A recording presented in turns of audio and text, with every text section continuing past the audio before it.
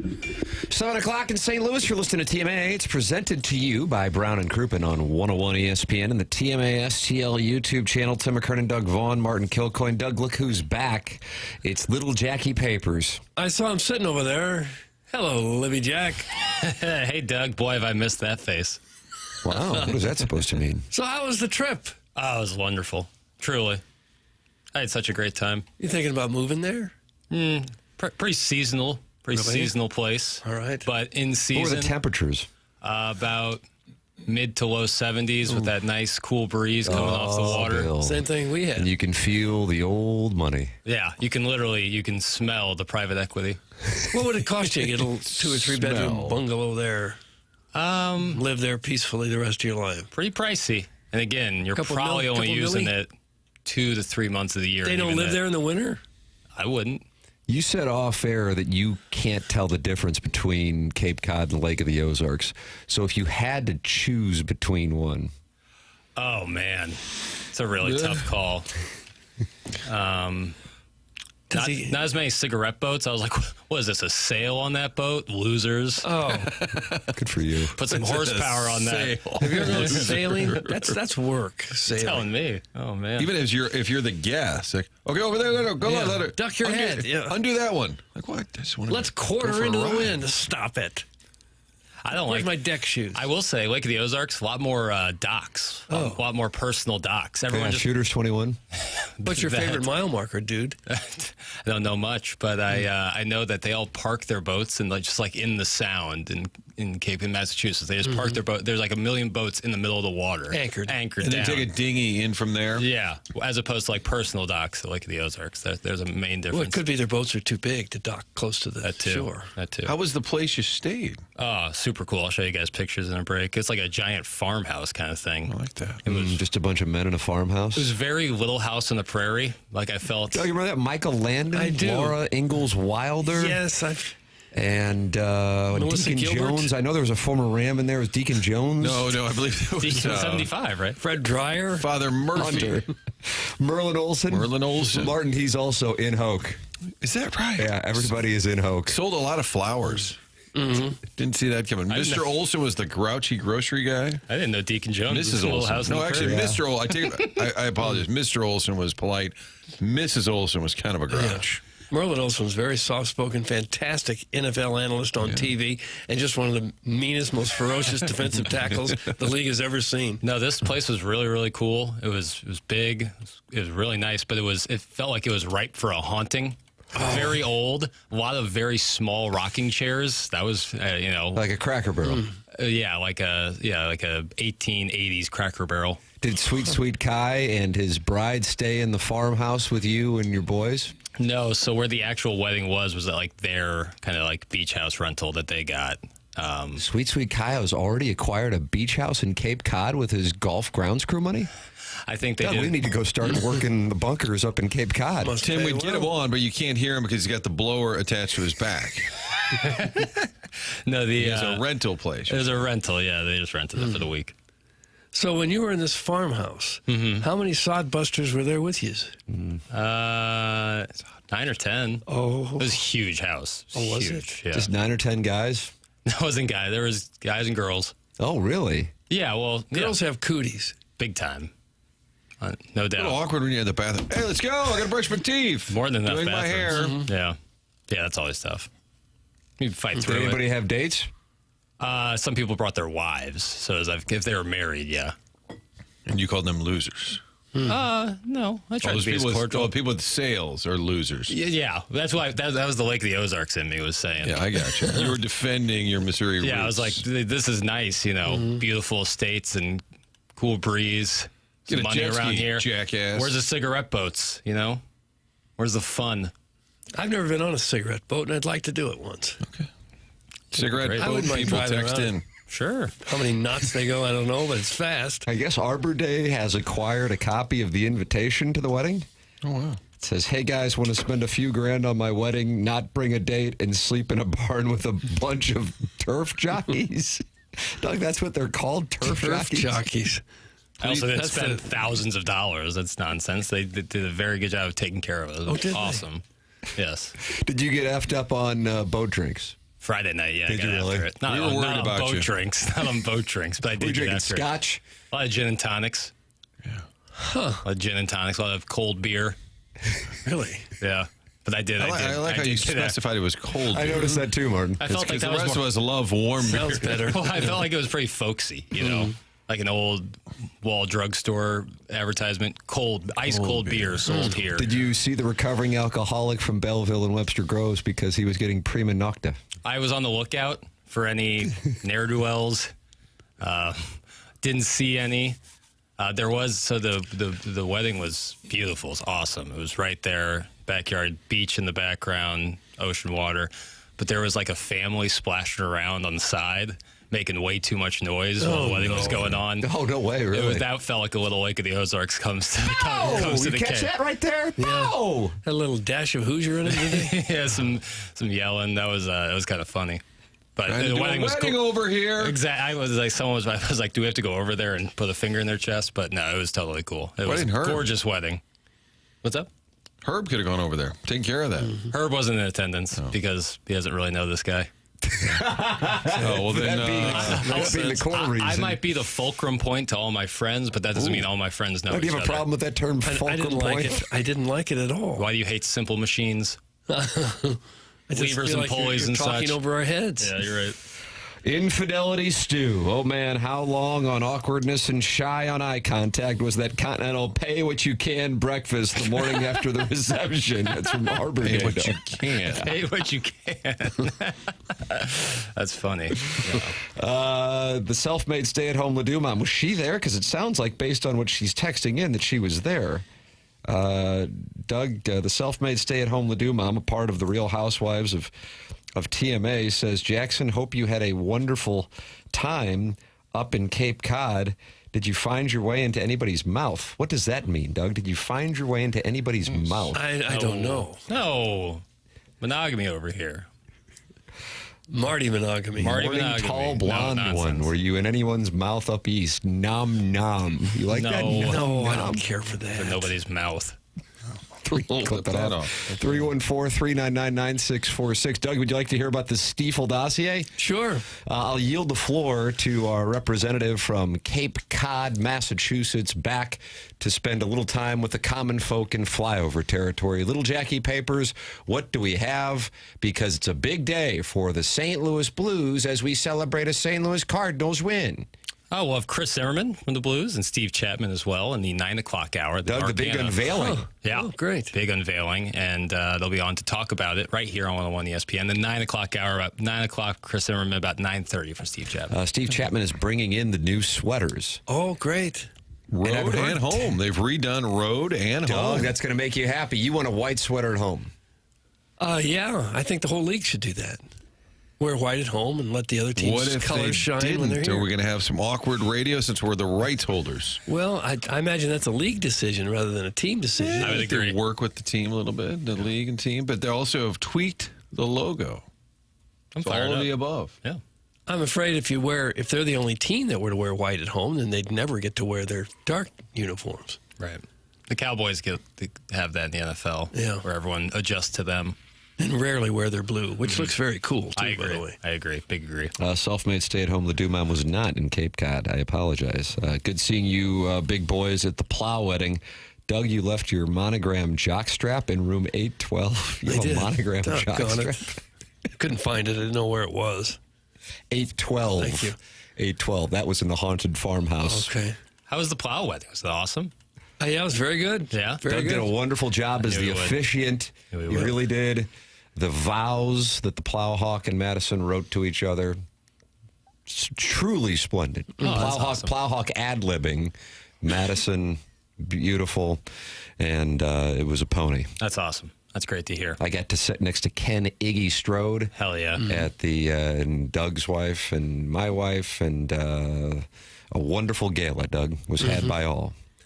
Iggy was the second person in the wedding wearing all white. That's correct. So the bride is all white. Right. And then Iggy, not to show her, All white. He wore a white suit. Yes, he did. With kind of a with Stephen pink A. quarter NBA zip Finals all the way move. up to his chin. Danny He was Padre styling. is not happy with the the announcement, he says they already leaked. Right. Well, that's okay. Doesn't make it any less interesting or compelling that they have a new uniform. I think the majority of people don't know, right? Probably not. It's not something you actively go looking for if you're... Manupal Eligible says, I saw a leaked photo. The new anthracite note looks awesome. They have It's not anthracite? anthracite. Let's hope it's not gray. The Blues aren't going gray. Doug, you want to do a block B on the side of the helmet? That'd be kind of cool. I wouldn't mind it. Rusty Pecker is not happy with Jackson for not being at the Plow wedding. Like you care, Jackson. You ditched your bro. That's from Rusty Pecker.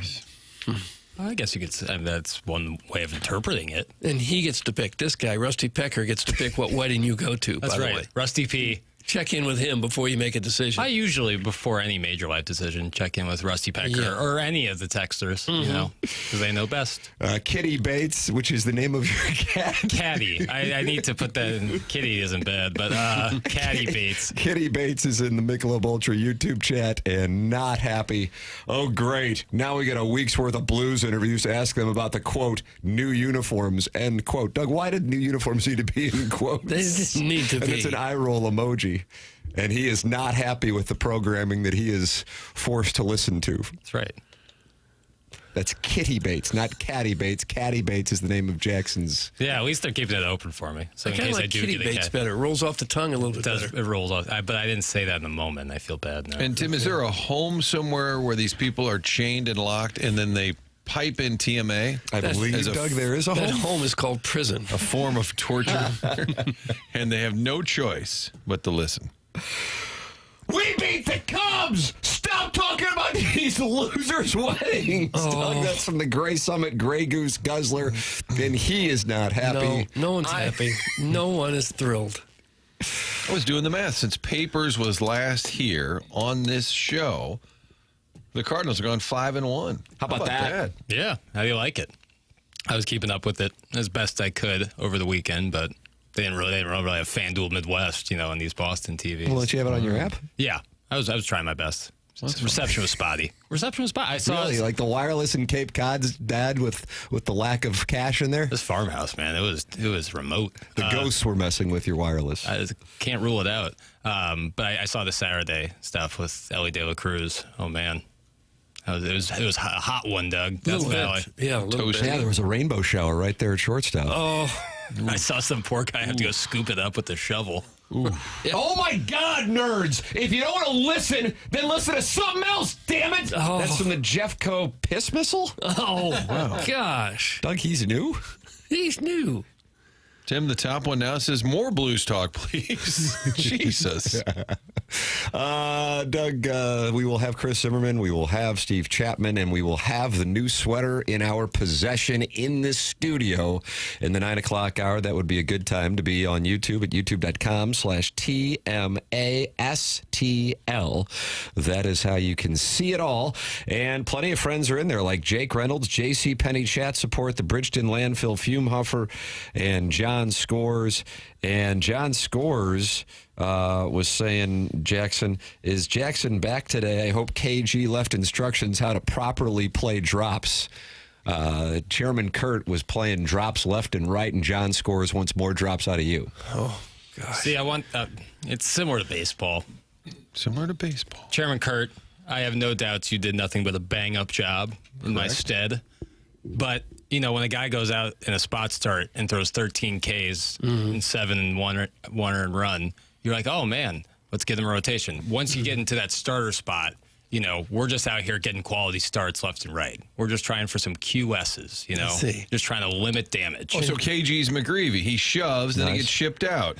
And he's kind of he's a drop ball pitcher. He is, yeah. He's throwing And that more of a power guy who works the corners. Right. Well, yeah, control. You know, I'm trying to dot up the corners, a little paint job. That's right. It is 7:14 and haven't had one drop. I'm just pointing out. I'm just pointing out. Is over. Just pointing out that KG had a drop.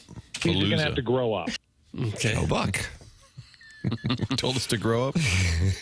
I think he was talking about my dad being emotionally invested in Notre Dame football He told as a him to grow Subway up. alum. That's exactly right. All right, ladies and gentlemen, we have a wide variety of ways for you to be involved in the program. Doug, I'm going to start with the Air Comfort Service text inbox. Okay. 314 399-9646. Good news, we're a week away from you being able to get your name saved in the Air Comfort Service text inbox. Bad news for you, Jackson. Good news is we're off on the 4th of July, Independence Day. Bill Pullman. Okay. That's nice. So that will reduce one of the days that you'll be updating the names. Yep. And then also you can call in. Pestis called in yesterday. You missed that unless you went back and podcast. I did not. I didn't catch any of the program yesterday. I was with Sweet Kai yesterday morning. He was texting in. And he was saying that chairman was asking him to call in. I was like, let me be the first one to speak on this. Oh, wow. Tomorrow. You nixed a caller? Oh. We were begging for Sweet Kai. And He was in no place to call. Really? Nah, that's not true. He was fine. I just felt it was best. 314-974-0101 is how you can call in the Collier and Thompson phone lines.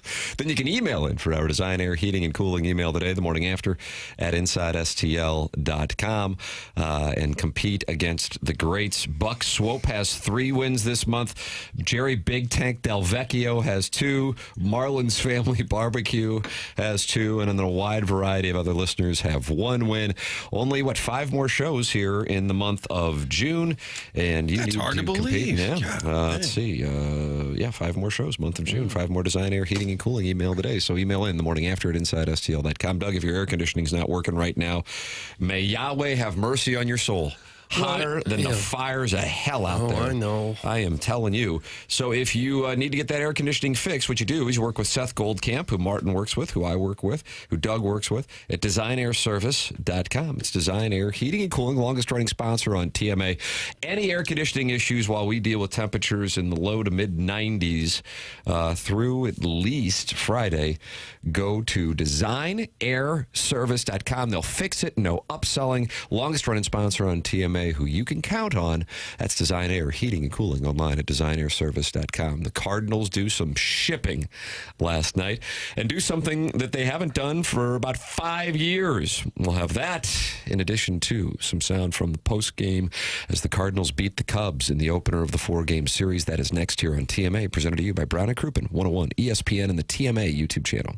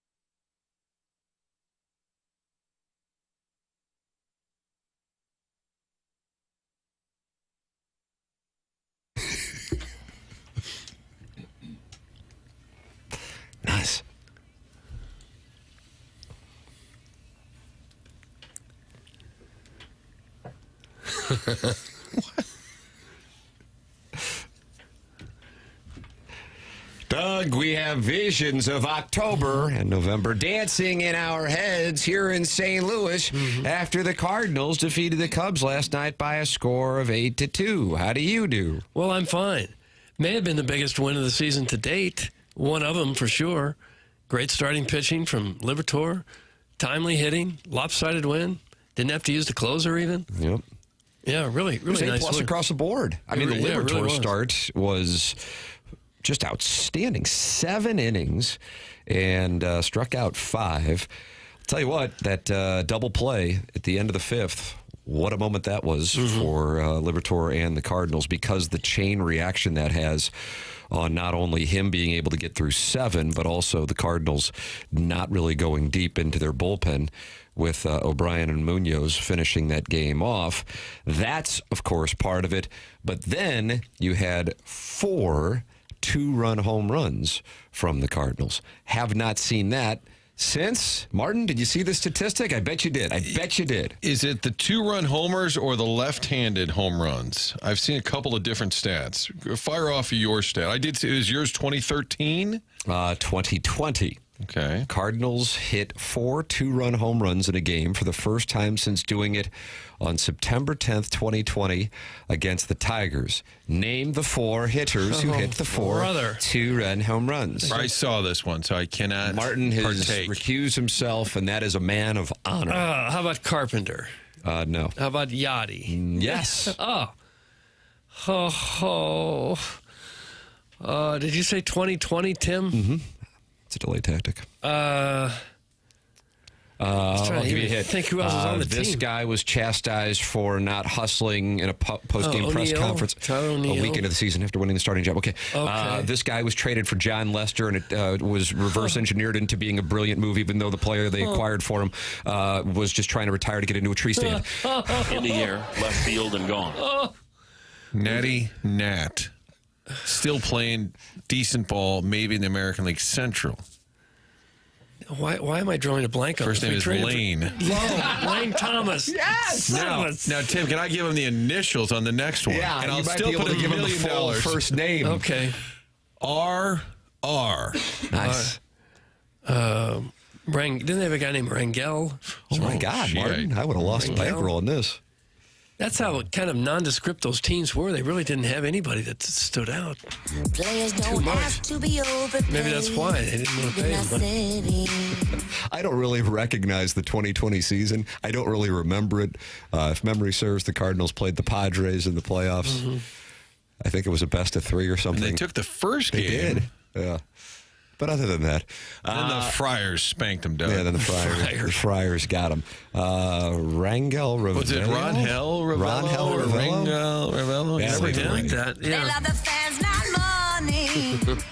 And with that, the Cardinals beat the Cubs 8-2, first time in nearly 5 years. Jackie Papers, what do we have from the audio?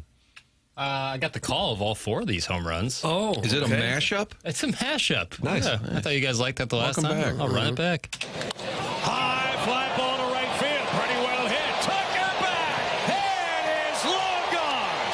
2-run homer, Lars Nootbaar. Swing drive. That's rifle to right. Tucker says goodbye. I like fireworks in St. Louis, too. Swing, high fly ball again, deep right. Tucker going back. That one's gone, too. Chip might have to make a run for more fireworks. The Cardinals powering up. Swing drive. That one rifled to right center. It's another 2-run homer. Doug, I got a little grand finale. Didn't mind it at all. And then That Brendan was nice. Donovan almost hit a 5th. He got Yeah. robbed by that PCA. Yeah, that would have helped the Southside Seaman Fantasy Baseball Club. Tim, more fun with numbers. Cardinals, 4 different left-handed hitters homering in a game. First time since 2013? 2013. Can you name the 4 Cardinals? Matt Carpenter. Carpenter's Matt Carpenter's one. He took one from me. Left-handed hitters homering, same game. One is still around Wow. the club Wow. in uniform. Oh, Descalso. No. Jay. John Jay, yes. Yes. I almost said initials J. John Jay. His wife went to St. Joe. Give us a position. Give us a position. on the Great hitter. Only here for a little period. Berkman. Could hit from both sides. Beltran. Yes. You guys are good. And then one more. I think he still lives here.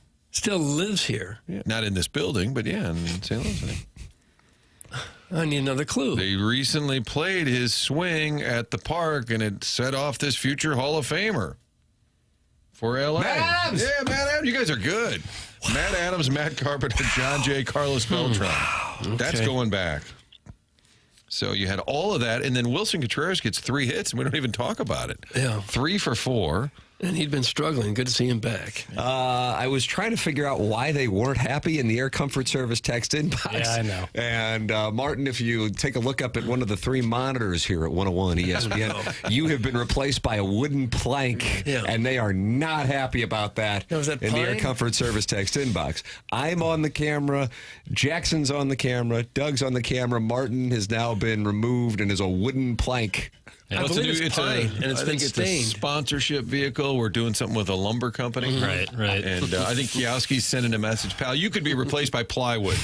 And there's the message right Welcome there. back, kid. I literally just reset the YouTube because there was a giant The red screen of death. Red screen of death. I just reset it, and it comes back, and Martin's camera is It's all plywood. MIA. So I'll reset it again in the commercial break. I don't want to reset it now because then I'll stop the YouTube during the show, and I don't fine. want to do that. You don't need to see me. It's fine. You could understand now how if the camera went bad, it would just be a black screen or a white screen or a scrambled screen. But plywood? Where does that come from? That looks like solid oak, Doug. Solid oak. Yeah, that looks like some good lumber. Okay. Hey, Piddles, less talky, more droppy. That's from Iggy's crestfallen accountant. Whatever. I'm working over here, man. You can text in your attacks at 314-399-9646. You're welcome to call in 314-974-0101.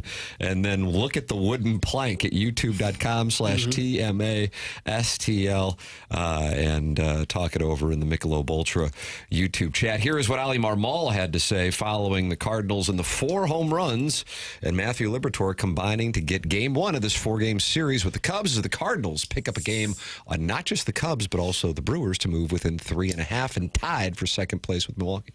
Took some good swings. Early in that game, it was tough to see. Hitters kept coming in. The shadows were real. But as the game went on, I felt like we took some really good swings. But all the way throughout, I liked our approach against their starter, and we were able to get to him. But, yeah, some powerful swings, some homers. Loved every second of it. There's a base knock. I saw the skipper at a Boys and Girls Club golf outing yesterday. Oh, they're right with y'all golf Norwood course. Hills. Ah, wonderful track, Doug. Wonderful You like track. the East Course or the West Course? better? Either's fine. The West is where they have the senior event, I believe. That's right, Don't that's call right. it the seniors, but they're all 60. They do tour champions. It's awkwardly phrased, feels inverted. Yeah, the Nonetheless. Nonetheless. Jackson's Oh, you attracted like to that, Retief Goose and Goose is Martin. loose.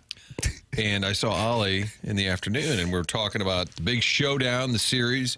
And I said, boy, hopefully some folks show up. He goes, dude, it's hot down there. I'm like, I know, but I said, hopefully they show up. He goes, were you down there Saturday? I said, no. I wanted to be, but I had stuff and things. Right, exposure. He said, dude, it's really hot down there. They had 27,000 last night. Yeah. Kind of disappointing. Yeah, I bet what it is they were thinking, it'll get goose when it gets closer. And I think it got closer, and people are like, it's too hot. I'm not going to buy tickets and add on. We were landing yesterday, got in around 10:15 p.m. last Nonstop? night. Yeah, nonstop. Late arrival. Yeah, 10:15, and the pilot goes, it's 90 degrees local weather here in St. Louis. I was like, oh my God, it's 10:15 p.m. It's 91 degrees. Brutal conditions. But only 2 hours, 10 minutes to get through it. It ended at 8:56, I believe. We're lucky enough in St. Louis to get the worst of southern weather in the summer and the worst of northern weather in the winter. You never miss out. No. Yeah. And seemingly with no preparation. No. I felt like it was 62 degrees Yeah. last week at You some knew it was point. And raining all the time. Rain and every it's- day for 3 months and then 100 degrees. That's what we got. So I think that when analyzing the attendance, it would be disingenuous to in my opinion, people, of course, are welcome to it, to say that this is another reflection of fans either not buying in or rejecting ownership or John Mozeliak. That is completely understandable, that people did not want to sit out in those conditions. That's how I view it. What do you guys see? Yeah. No, I think that's fair. I think on a normal year, though, in the offseason where people weren't kind of down on the franchise, they probably would have sold a little more in advance for a Cubs game, but it's a Monday, not as exciting. But right, with the heat, I wouldn't take it as any kind of litmus test. No. We sure could use a retractable roof. That is from the 314. Sure could. We've had like 5 games in a row when a retractable roof would have brought in 40,000 fans. Could have moved the game to Milwaukee, Doug. Had a neutral site game. Just get started building that darn roof. Awful. Move it over to the Dome tonight. Play the game at the Dome. That would be interesting. I'd be into that. One game Turn at the into Dome. a wiffle ball game. One Like a game at the Rangers ballpark. Yeah, one game. It'll be more like the Rays. Guys, will the Busman special on Thursday be the worst attended Cardinals-Cubs game in decades? That's from the 314. I'd say yes, because it's supposed to be just as hot Thursday. Yeah. I'd say yes. And you got the day game. Well, the weather clearly, I think, is the overriding factor, but it's not the only factor. People are still just not convinced that this team is a contender. I don't think. Because in past years, we've had warm weather in the past years, but I still feel like the Cubs series would bring out a big audience. On pace for what, about 88, 89 wins? Pestis had him at 95. I believe we've had to scale that back a little bit. That's a fun way to open a series, though, an important 4-game series. Not only to win, but you clock them. I was looking online and all these Cubs fans. I was on some Cubs thread, and they were just going off on Counsell saying brain dead, doesn't know when to take a pitcher out. I'm like, your team is 15, 16 games over 500. They've been in first for, what, months or so, and they're just going off on get Ben Brown out of the rotation, tell Counsell to wake up. They're just going nuts. I'm like, it's every fan base. There's going to be a fringe or a percentage that just hates everything. They did leave that pitcher out. They just left him out there to die in the heat, getting hammered. I guess their bullpen was beat up from Seattle, and Ben Brown had to wear it. And I was thinking of the Mike, was it Mike Myers or Myers? It was Myers. Yeah. The Dodgers start Sunday Night Baseball. Worst start in Major League history. Big league debut. So I had to look it up. He went an inning and a third and gave up 9 runs. At the time, at least, it was the worst start in Major League history. I think there is some stat Worst like first that. appearance. Poor fellow, lefty. And everyone's like, oh, my God, they're just going to let him. Oh, my God, he's still out there. When you look at this Cubs lineup, you don't say, oh, boy, there's a whole bunch of superstars over there.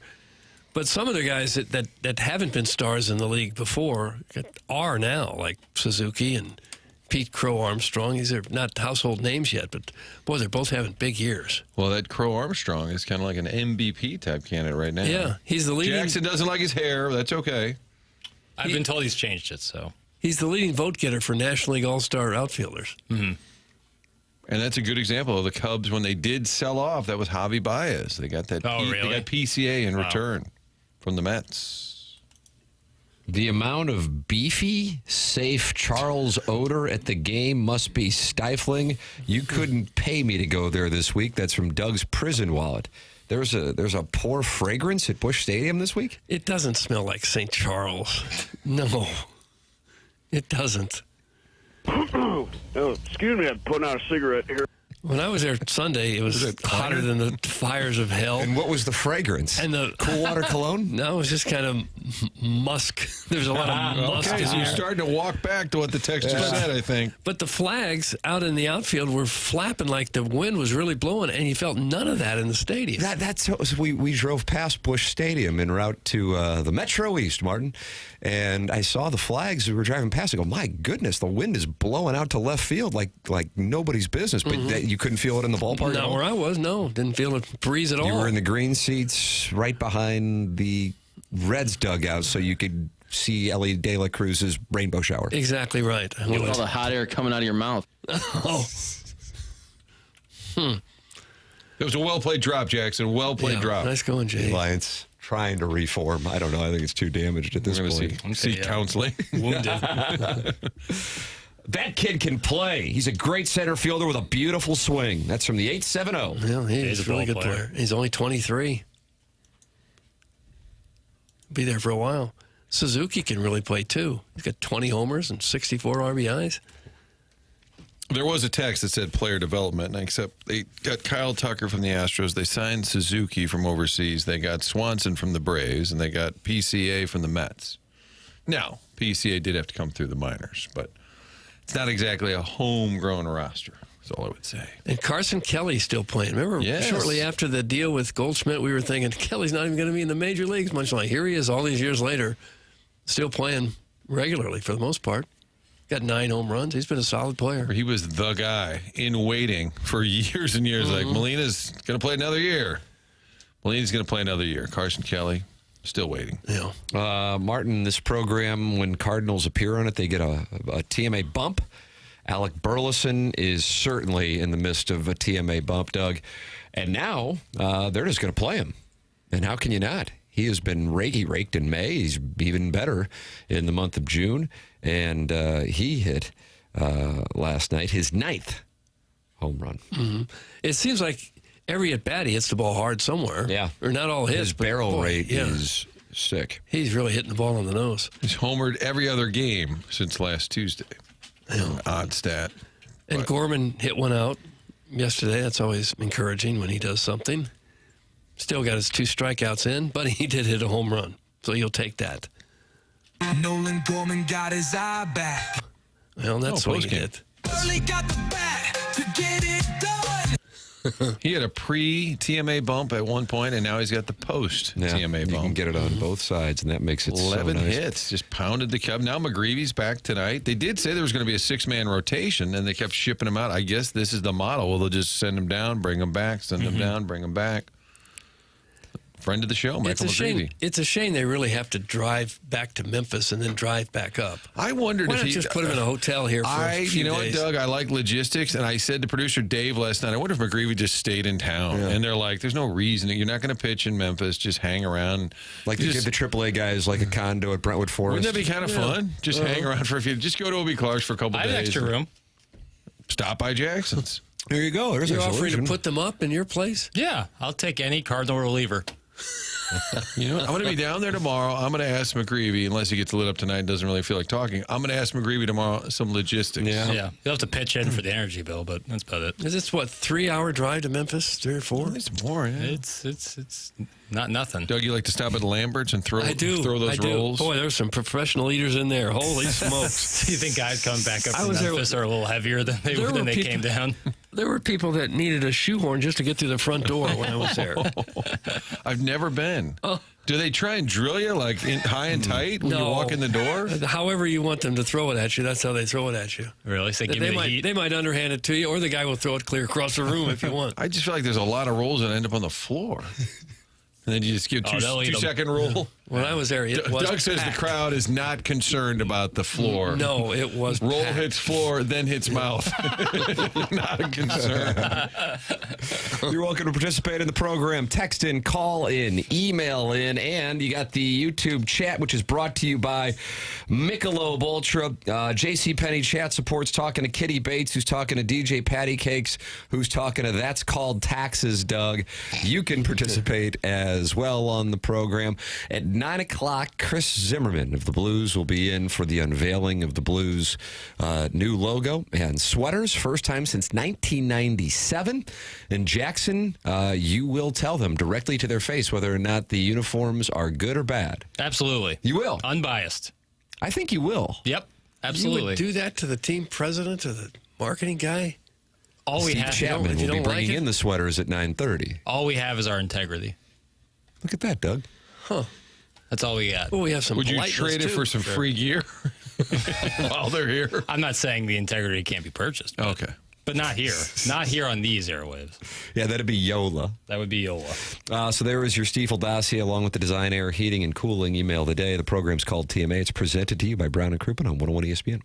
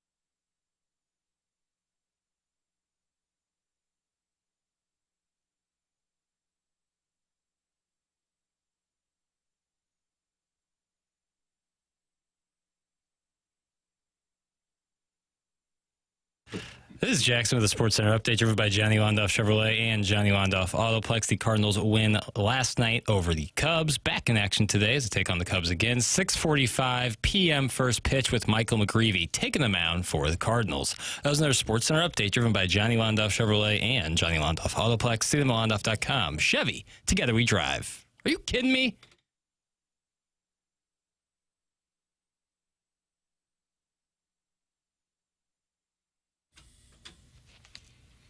Doug, guess the music theme that this little Jackie Papers is bringing now that he's back from Cape Cod and sweet, sweet Kai's wedding. The theme, Too Hot to Go Outside. Songs that would be played at a coffee house in Hyannis.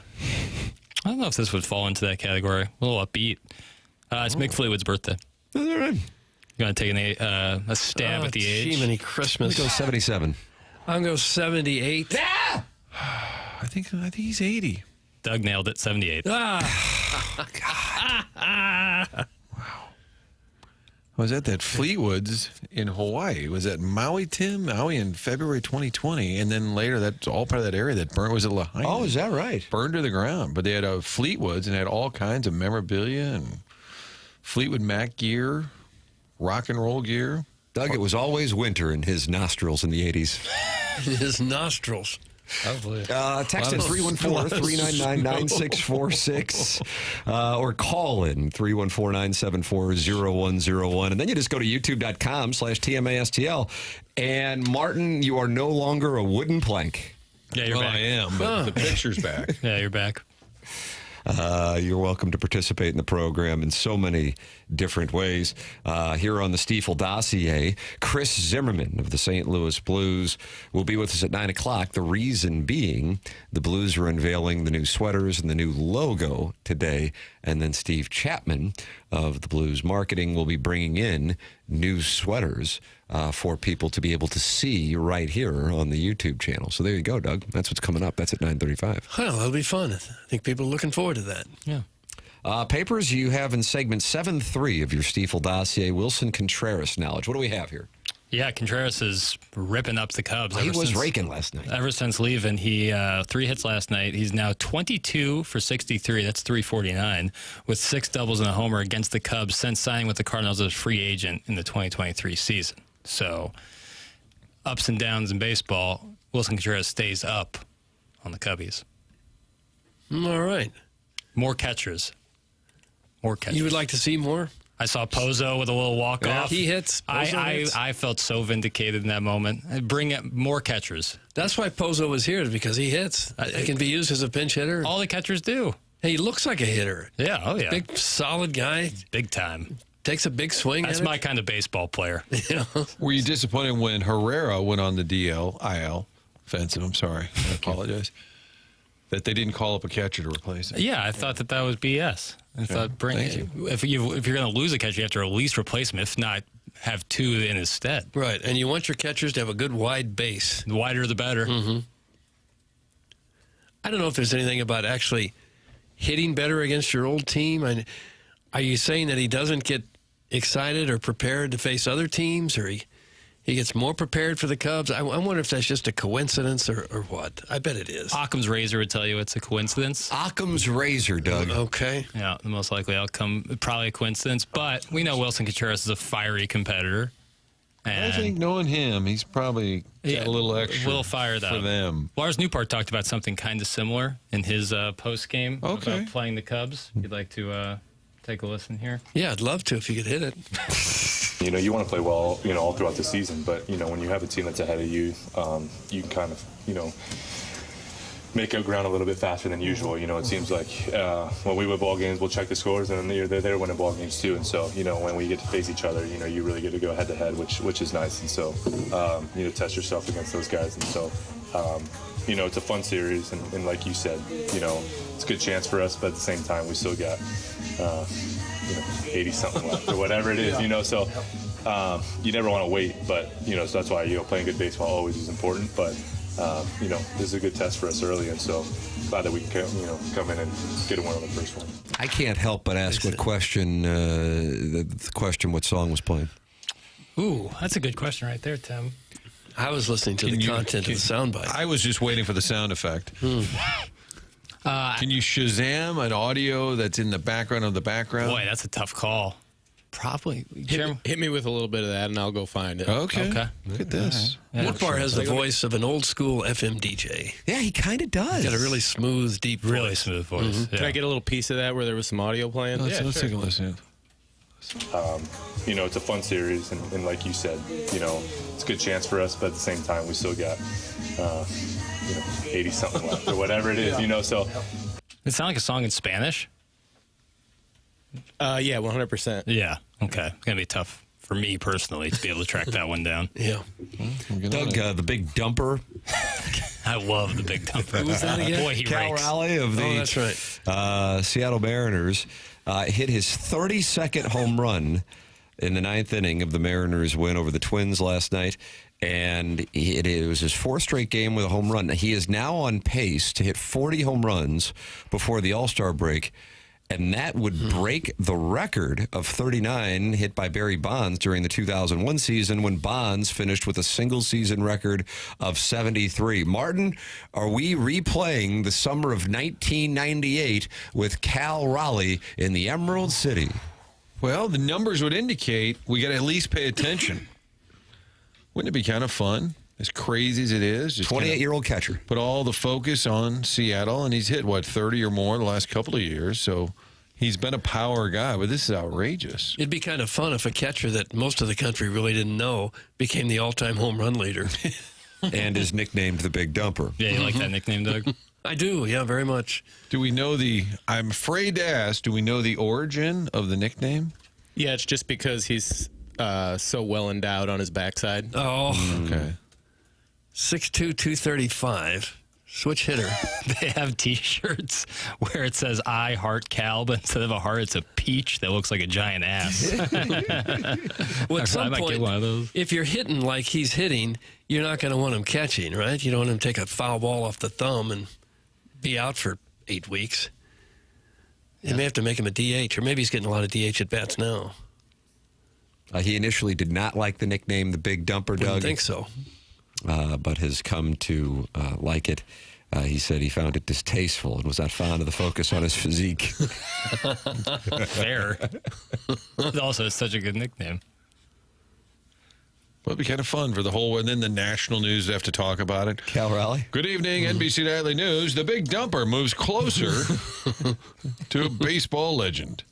Cal Raleigh's Brady Anderson. That's from Eric in the Central West End. He is not enjoying it. I don't know. The difference with he and the year Bonds had is Bonds got walked about every other time he came to the plate. Still had all those home runs. Remember when teams just couldn't pitch to him? There was nothing you could throw past him. Absolutely nothing. That was the most amazing hitting display I think we'll ever see in our lifetimes. Yeah, I would agree with you on that. They're like walking in with like bases loaded. Right? Oh, sure. Yeah, we don't want 4 runs to score. 1 is okay. Guys, question, if these Memphis guys are starting to stay at Jackson's place, would that make him a billet boy? That's from the Swing Haven board member. Yeah, more or less. I think billet boy? I think this would be a great development. Like I'll host Cardinal players while they replenish the bullpen, and you can just stay with me for a little bit. Sure. We'll watch ball games. I'll need to wet my beak. You're going to want pay. Maybe tickets, something. If I'm going to be doing this. Well, be careful because you're not allowed to operate a business out of this apartment you're leasing. You need a business license for Shout out that. to Plowhawk. Yes. That was referenced in their wedding vows on Saturday. Was it really? While you were in Cape Cod. That's awesome. They got thrown out of their first apartment together because they rented out their Was that the first one restroom they for had Mardi together? Gras. Wow. Wow. What a story. They got bounced. And now Because it was discussed on the air? Is that why it was revealed? Channel 4 did a story on it. Martin. Because it was revealed on the air? Is that how he it said started? he was going to do it. And I thought, that's funny. So I told Channel 4, they said, yeah, that'd be a good story. So they went and did the story, and then the landlord saw it and evicted him. This is in the Michelob Ultra YouTube chat right now, youtube.com/TMASTL. Tim had Design Air out yesterday. They did great work as always. As a public service announcement, please let everyone know to ask for Larry, the technician, if you like your HVAC techs who are silver foxes. Doug, Larry, he's a silver fox at Design Air. It is the home of the handsome repairman. Hello, St. Louis. That's a different Larry. Jackson won't let that one on the air. But it's his day. This is his day. The door is open. Larry Nickel, you can call in 314-974-0101 and get involved on this program, which is presented to you by Brown and Crouppen. Brown and Crouppen is online at brownandcrouppen.com. Who's coming in today? I believe we're going to do their appearance later in the week. Oh, okay. Very good, Doug. Brown and Crouppen, brownandcrouppen.com, 314-222-2222. That's Brown and Crouppen. If you are in need of a personal injury attorney, number one, support the sponsors. Title sponsor TMA now for a couple of years. But in addition, somebody who's local. Brown and Crouppen, founded in 1979. Doug and I were right down by Brown and Crouppen on Saturday night, because that's right where the Plowhawks wedding was, right across the street. Yeah. Brown and Crouppen is online at brownandcrouppen.com or by calling 314-222-2222. Remember, the choice of an attorney is an important decision and should not be based solely on advertisements. Support the sponsors. Brown and Crouppen, presenting sponsor of TMA. Tim McKernan, Doug Vaughn, Martin Kilcoyne. Little Jackie Papers is back from his vacation to Cape Cod. The program is called TMA, and it airs on 101 ESPN and the TMA STL YouTube channel.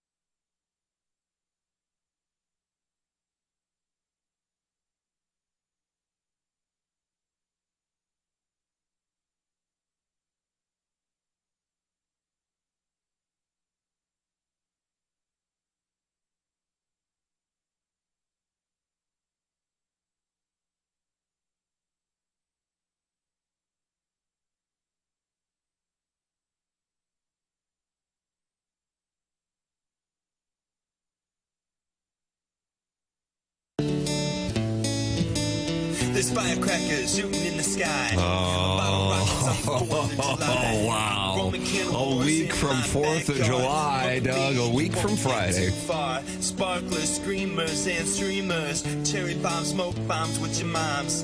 Kids playing with the poppers in the street. This is kind of the definitive July 4th song in this country. I believe so. It used to be a John Philip Sousa march, maybe, and now it says. Yeah, acoustic sessions. It's TMA 101 ESPN. Fisher Window endorsed our sponsor, the 8 o'clock hour. It's our 4th of July, so let's celebrate. Jackson, you going to the lake on 4th of July? For like the whole weekend or just... I was thinking the whole weekend. That's the right move, right? If you're going to do it, and just let it rip. Maybe even head down there Thursday. Oh. Just start getting after it. Good for you. No, I won't be doing that. No. Is Karate Kid good or bad per goodorbad.com? The original Ralph Macchio? Yeah, it's good. Okay. It's classic as classic gets. Have you watched all 7 seasons of Cobra Kai on Netflix? No. Don't plan on watching one. Wow. Very dismissive. It's a movie that I'm like, oh, yeah, Karate Kid. I enjoy that, but I don't need to spend 7 seasons in the future of it. Doug, do you remember the gentleman who played Sensei from Cobra Kai? No. His name's Martin Kove, and there was a Karate Kid fan convention. Really? Why do you say it like that? Well, the movie came out, early 80s? Was that 84? I don't know the years, so Tim. Guys in their late 40s? Is Tim going off dossier here? I'm trying to follow on, go Professor. Off dossier. Give me a little time to get back. I got to stretch out. Yeah, when I noticed that the entire 10 o'clock hour was empty, I felt like I needed to take some liberties with the dossier. Stretch out. I noticed clearing the deck. I'm only ready for 3 innings. Earlier was clearing the deck colon, and then underneath at the time was nothing. I'm working on that. I'm working on a lot of things. It appeared that the deck had already been cleared. I just got to be stretched out. I got to get I got to get stretched out. I'm only ready for 3 innings. Tim, since earlier when the deck was empty, unbelievable. It's now been updated. What is the biggest when this program started, Little Papers was 5 years old, and so there's some sixth senses that come, and I recognized the dossier was a little light today. But as I was reading during the commercial break at this Karate Kid fan convention. Oh, my. So you're on ESPN.com, and this just popped up. Absolutely. Martin Kove, who played the role of the sensei at Cobra Kai, Doug, last night, was booted from the Washington State fan Karate Kid convention. Can you imagine the pack of nerds that would have attended that thing? Pack of nerds. After he allegedly assaulted a fellow Cobra Kai female cast member, and police had to get involved, according to a report from Puyallup Police Department. Well, Puyallup. Thank you. I was hoping. Puyallup Police Department obtained by TMZ. Alicia Hannah Kim accused the Karate Kid icon of biting her so hard on her arm he drew blood. Biting? And then he kissed her arm, and then she yelled out in pain. Doug, as you know, Alicia starred alongside Sensei in Netflix's Cobra Kai. She told the police officer working the VIP section, God, can you imagine what the VIP, that's bottle service. God, someone probably dropped $800 on that. The VIP section vent that Martin allegedly, completely unprovoked, grabbed her arm and then began to chomp down after she walked past him and said hello. What? Did he think this was going to be funny? Was it just kind of a gag he did? I can't tell you took how, it too far? It's so psychotic to bite somebody in your adult life. You're kind of kink shaming just a little bit there. I just have to warn you. Outside of consensual sexual interplay, the idea of biting somebody is insane. But what if it's your co-star at the Karate Kid fan event up in Puyallup? I mean, would you not call the police if Doug just walked over there and bit you? I'd probably excuse ourselves to a restroom. I guess. Wouldn't that be the most concerning thing of all time? The Rockets morning show got even bodier. This Martin Kove, by the way, is 78. Oh, God. 78 he years should old. probably know better. Both the actress and her husband who witnessed the event, and would you say that's a cock? Yeah, I would. Probably. Claim they told Martin immediately after what he did was completely unacceptable, and he allegedly was furious and outraged and visibly angry when I told him not to bite me. He insisted that he did bite me for fun. Watch your mouth. Watch your mouth, Dan Orlovsky. Did they? Maybe Orlovsky's in biting. Was there biting in the Karate Kid movie? Was it something to do with the movie? Or Let's something? see. There was paint the fence, wax the car. Doug, what else was going on there? Sand the floor, paint the fence, sand the floor, wax the car. And then he gets in that All-Valley karate tournament, and as it turns out, all of those gestures that he thought was just free labor were actually karate moves. Oh, Brilliant book, okay. Pat Morita. God, I can't believe I missed the picture. I never saw that. The Karate Kid. No. But Jackson has. He reviewed it on goodorBad.com. Because you and I were adults. No, but even if the biting was a part of the show, it doesn't mean you can then just do it in No, he must practice. have thought this will be funny or something. If Ralph Macchio hit me with the crane position, Spartan kicked me in the chest, and it was like, oh, it was cool. I did it in Karate Kid. I still wouldn't help my broken sternum. Probably not. But if you got in that position, you go, oh, okay, this is kind of part of the movie. Right, until they kick you. Until he actually went through with it. Yeah, biting someone. It's hard to believe there's crazy people in Hollywood.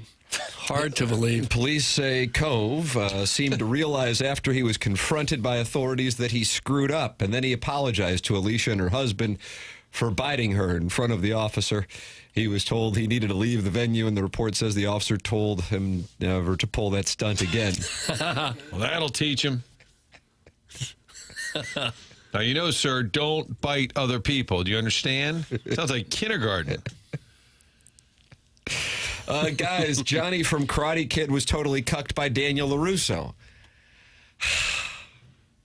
I guess so. I remember. I guess so. When in doubt. Look, now, could you get rabies from another person if they bit you? If they have rabies, I think they would have to have. I don't think it could just manifest itself. Well, they could give you something else, if not rabies. Yeah, probably. for sure. Yeah. You shouldn't bite anybody. This is a society that we don't bite. And you learned that in your late 70s? If you're biting anyone, past the in double digits, it's pretty nuts. Like that would be concerning for a school. God, let alone a guy approaching 80 bites somebody. Have you ever been bitten by a dog or anything?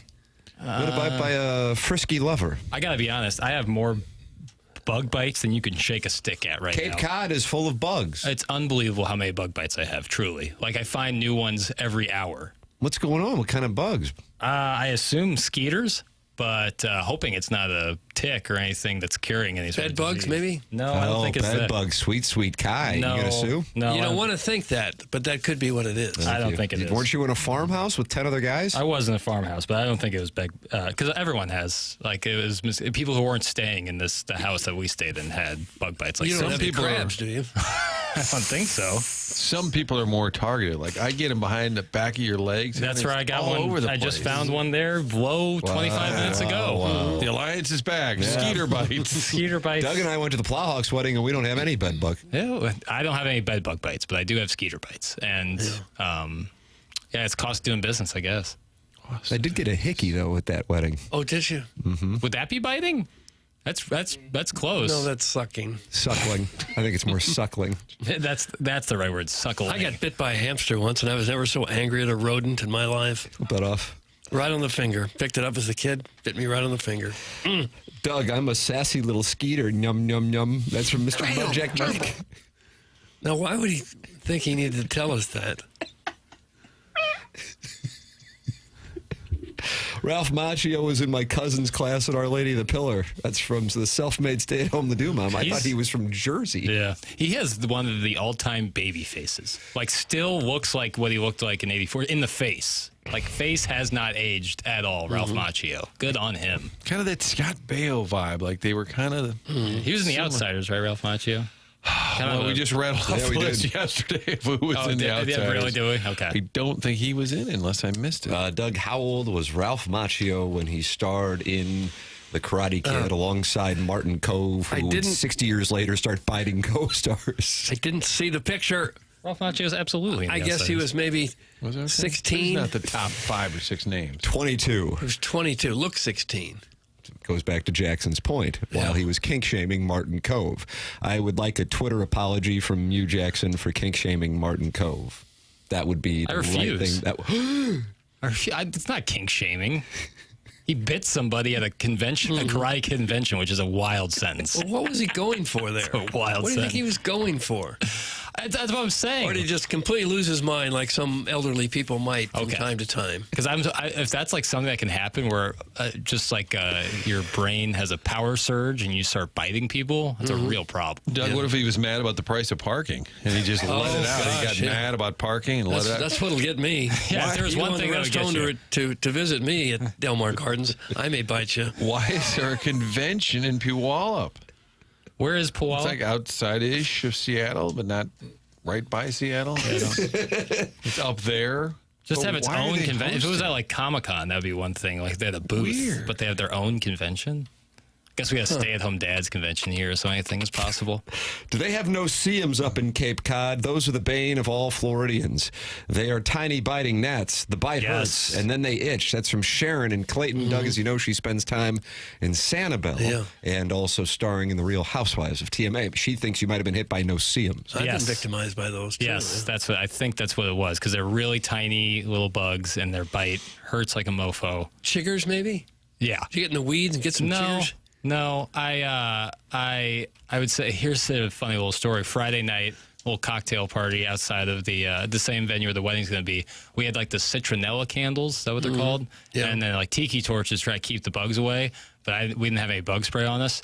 So I looked it up, and apparently bugs don't like citric acid. And the bar had a bunch of limes and lemons. So I started covering myself in lime juice and lemons. You're kidding me. And I convinced lime juice? The entire party to start doing it because it was working. But we were covered in lime and lemon pulp. It was pulp. Darn. Yeah, it was pretty Hoosier. You kinky SOB. I smelled like a margarita. Can I get some video of that? You just lathering up in I would take lime wedge of lime. rub them all over my body. Were there any hookups at the wedding? Not that I know of. Not of any plausible deniability that aren't married or only married folks. I think were getting together. Okay. Certainly not me. No, fair enough. I'll keep an eye on it. Text in 314-399-9646. That's the Air Comfort Service text inbox. Then you got the Michelob Ultra YouTube chat, youtube.com/TMASTL. 216 friends are in there talking it over, mainly about Elizabeth Shue and Ralph Macchio. Then you can also email in for our Design Air Heating and Cooling email today, the morning after, at InsideSTL.com. Martin, you know a little something about Design Air. You know, the thing is, we cannot come out to your home and fix your air conditioning. We could try, but we can't. But the next best thing is to recommend who you should call when the air conditioning is not working properly. It's brutal right now. It's so hot. Turn that AC up to about, 68 or so, and then the room is 75, 78. It's not working right. Call the folks. Set up an appointment at designairservice.com. Get the experts into your home. Ask for the Silver Fox. Is that the latest recommendation? Yeah. Larry, the Silver Fox over at Design Air. These repairmen are taking on a life of their own. And the bottom line is they're going to get that AC back up and running. If you need a new unit, you're going to want to buy it from Design Air because they're going to be around for decades to come. They've already been around for a century. So you can count on that name, Design Air Service, to be here years and years down the road. In addition to that, they're not going to upsell you. They make sure when they're in the home, they're not there as salespeople in disguise. They just don't do that. That's why they've been so successful. Family-owned business, Seth Goldcamp, 4th generation. So we recommend, we could send Doug over there in a tool belt, but it's not going to fix the air conditioning. So what we do is recommend the best, and that is designairservice.com. There it is. Seth Goldcamp, longest-running sponsor on TMA and sponsor of the email of the day. We will have Chris Zimmerman of the St. Louis Blues he's going to join us via the phone lines, and then Steve Chapman of the Blues is going to be in studio. That's coming up in the Mark Hanna Evergreen Wealth Strategies, 9 o'clock hour. And the Blues are unveiling the new logo and new sweaters right here on 101 ESPN, Doug. Can't wait to see them. So that's coming up in the 9 o'clock hour. The program's called The Morning After. It's presented by Brown & Crouppen on 101 ESPN and the TMA YouTube channel.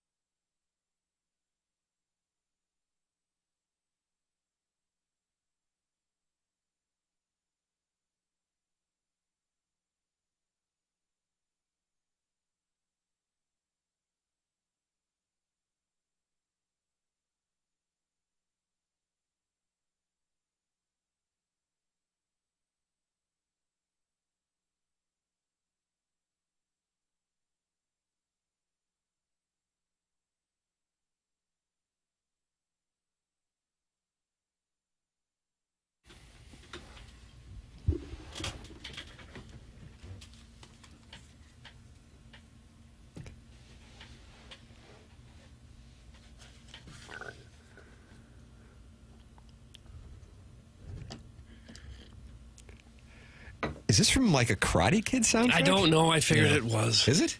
Moment of Truth by Survivor. Boy, Survivor was all over soundtracks in the 1980s. Rocky, of course. Certainly.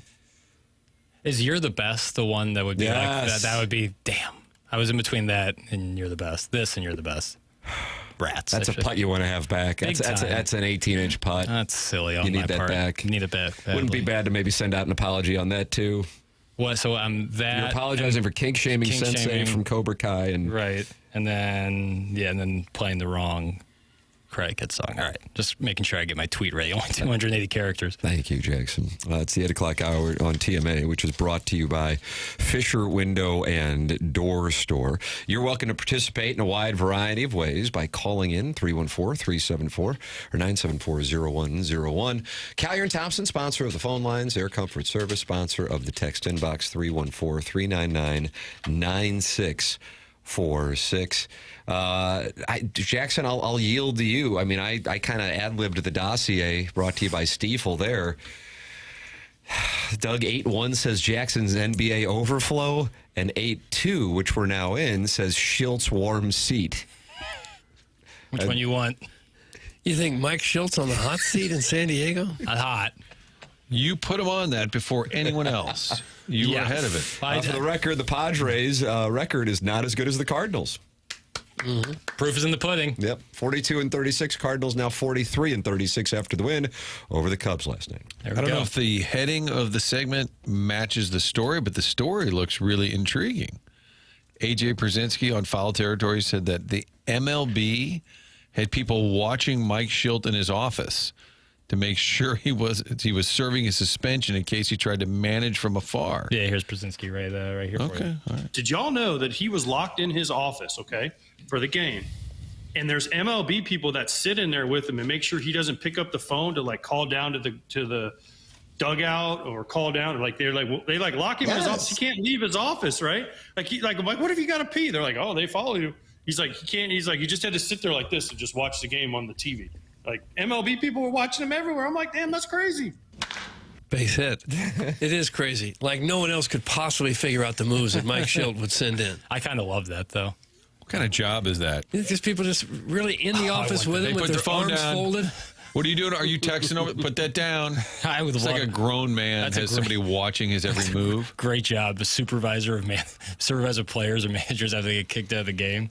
2005, Mike Martz was at home with an ailment, remember? And he was calling the booth and trying to give them plays. And they said it got I think Jay Zigman or John Shaw said, all right, stop it. This is not working because the tape at home is on a delay. So it's not going to time out just right. I guess it's a concern. Well, it's one thing in football to be calling in plays, maybe spot something the other guys are doing. I could see where a coach not there on the field might actually see something that could help. Hard to believe a baseball manager could. The only way is if possibly you're watching on TV and you can see, well, you can't even see signs anymore. You can't even steal signs these days. I don't know how a baseball manager could help you. I do think that's an odd deal. Like MLB is like, we're going to watch you. You're suspended. And does it take multiple guys in case he goes on some rage? He has to be subdued. He gets a little fired up. We've seen that. Right now, the Padres trying to run down the Cardinals, Doug, for the third wild card. Mm-hmm. I keep your eyes on that division, Doug. Don't give up on the division. It's only June 24th. Cards 3.5 back, 8-2. They pounded the Cubs. I think yesterday in the show you said they would hit 4 2-run homers. I believe I did. Okay. You know, the New York Yankees have only 2 more wins than the Cardinals. Yeah. And you can't just say it's a weak division anymore because they're playing everybody, just like the other teams are. It's really been pretty amazing that they've been able to hang this tough, and maybe they will the whole year and surprise us because there were zero expectations from this team coming in, I believe. Over under 76.5 on the wins, and Beer Cats just sent in the text. The Cardinals are only, 33 wins now away? 34 more wins until we hit, that's Boozy who sent that in. 34 more wins until we hit the over on the 76.5. Doug, I don't know if you bet that, how much of your bankroll you allocated to the Cardinal over on the win total. I think they'll pop champagne that day. They probably not. The over. My White Sox win total right in the sweet spot. It's 53.5, and they're at 25 wins through 79 games, so they are right there. Cardinals win total is 76.5, and they're at 43 wins through 79 games, so they are pretty nice percentage ahead of that pace. White Sox hung tough last night at home, lost 10-0 to the Diamondbacks. Yeah, I like the way they competed, though, into the ninth. Did you watch the game? Missed it. You see the at-bats? Missed it. You really think it was 10-0? Well, I'm looking at the score here on the website. Oh, that was the score? Yeah. It was. Yeah, there were some dreadful teams. Libator maybe bouncing back after a little lull there, and to give them credit, maybe just kind of this six-man rotation. They bumped Gray back. They've used McGreevy. Even though it feels like they're babying pitchers these days, maybe it's working. He went 7 innings. That was great. Just never see that anymore. I loved seeing that last night, especially no off days this week in game 1 of a series. I love that. Don't get me wrong. Seeing 4 home runs, seeing what Burleson has done in particular this month, but he had a very good May as well. But seeing Libator at the start of a series go 7 innings, and that allows you to have a well-rested bullpen tonight, that's pretty encouraging. Now, with some time having gone by and several seasons rolled past, how do you rate the Libator-Randy Arozarena trade? Good, bad, or about a wash? Starting to even out a little bit. It's still the October flare is hard to kind of get out of your brain. But if this guy is good for a couple more years, yeah, starting to even out. And it's not like Arozarena since the 2020 World Series, who was unbelievable, has been like a world ender by any means. No, yeah, he's just been a guy since that one series where sub 250 the last 2 years. Yeah, had a lot of power. Yeah, if you can get a starting pitcher who's pretty good for you for 3 or 4 years, that's a valuable guy to have. And a delight, friend of the show. Yeah, I would say that he is. I guess. I don't think he hates us for he hadn't been on in forever. Spring training and think he'd smile on his face. Anybody who just swung by the old tent in February is a friend of the show. No, I pick up a vibe. Michael Hellman, friend of the show, no longer with the Cardinals, but friend of the show. Definitely friend of the show. Lugan Baker, friend of the show. Pleasant gentleman. Is there anybody you wanted to kind of say wasn't a friend of the show? Brendan Donovan turned you down multiple times. Yeah. Not a friend. And he's a super polite guy. I know, he is. I think he was busy. It was a busy week, and we're only there for, 4 days that they're actually, really available to give interviews. So, it's probably on me. I'll take the blame on that one. No, you don't have to. It just may be a stretch when someone's polite enough to say, okay, you asked me to do an interview, I'll sit down for 3 minutes with you. We call him a friend of the show. He's a great friend and fan of the show. Might be stretching it a little bit. Guys, aren't the Cubs rumored to be in on Sandy Alcantara? That Doug that is talked about. I've seen heard that bouncing around. I thought Imanaga was going to pitch tonight. I did too. But Tyon is listed everywhere. Yeah, right? Tyon's pitching tonight, and Imanaga had a rehab start, and he was very good. The expectation is that he will pitch for the Cubs next week in Chicago when the Cardinals visit for the 4th of July series. But Tyon pitching tonight. Doug, if you are looking for a play to make, and I know you are, Alec Burleson versus Jamison Tyon, 15 career plate appearances, 400 batting average with a 933 slugging percentage. So if you're interested, the ball will be flying tonight. Alec Burleson will hit his 10th home run of the season tonight against Jamison Tyon. I wouldn't doubt it. If you want to bet that and continue to increase the bankroll, and then that it should make you a little more liquid for when the Tam Avenue Capital Partners hit you up for a cash call. Oh, so I make money on my own bets, and then I have to give it away to you so you can lose money on your bets? Is that how it works? No, that's not accurate. I have to then pay the bookie at the Arnold Water Tower right by that Cracker Barrel. Otherwise, your leg gets broken? There have been veiled threats to that. Good kid, though, hard worker. I know he's going to be a senior at Fox, and we meet at the Arnold Water Tower. And he has a lead pipe. You slide a little bit over here, and then I may or may not pay you back. Call that pre-debt. 364 in the month of June for Alec Burleson. 5 homers, 16 ribbies. He is on fire. They'll get a lone all-star. I think it was always going to be Donovan. But if Burley keeps this up for a little bit, I wonder if he could sneak in there. Not going to have the huge numbers. Pretty good outfield. But he's going to be a top 10 batting average. Yeah, he's on fire right now for sure. Yeah. Guess it's all Cardinal talk all the time now, and we'll never get to Keegan Bradley talk today. Doug, that's from Mr. Licks. Go to hell. We had a great breakdown of the Karate Kid. And some guy in Puyallup biting women. And I'm worried about Martin Tim Cove. having his leg broke. How does mob enforcers break your leg when you don't pay? What's the method? They get you in a figure 4 leg lock or something? Sam Ace Rothstein out there in Casino, they had 2 different ways that they would try to get their money. They would put the cheater for the counting cards on the dais there, and then they would take a hammer out to bust up his hand. Oh, is that right? Then was it also in Casino, Jackson, where the head was put in the vice? Might be the toughest scene in Martin Scorsese Put a movies. head in the vice? Is when they put the head in the vice It and takes start a big squeezing. vice. Oh, it was plenty big. And when that eyeball starts moving. Oh. I like in The Town, when Jeremy Renner walks into an apartment, I think he shoots the guy in the kneecap and goes, "No more college soccer." I think I'd rather have that happen than a head in a vice. Or he might have stabbed him with a broken glass. That would hurt too. Yeah, That would hurt.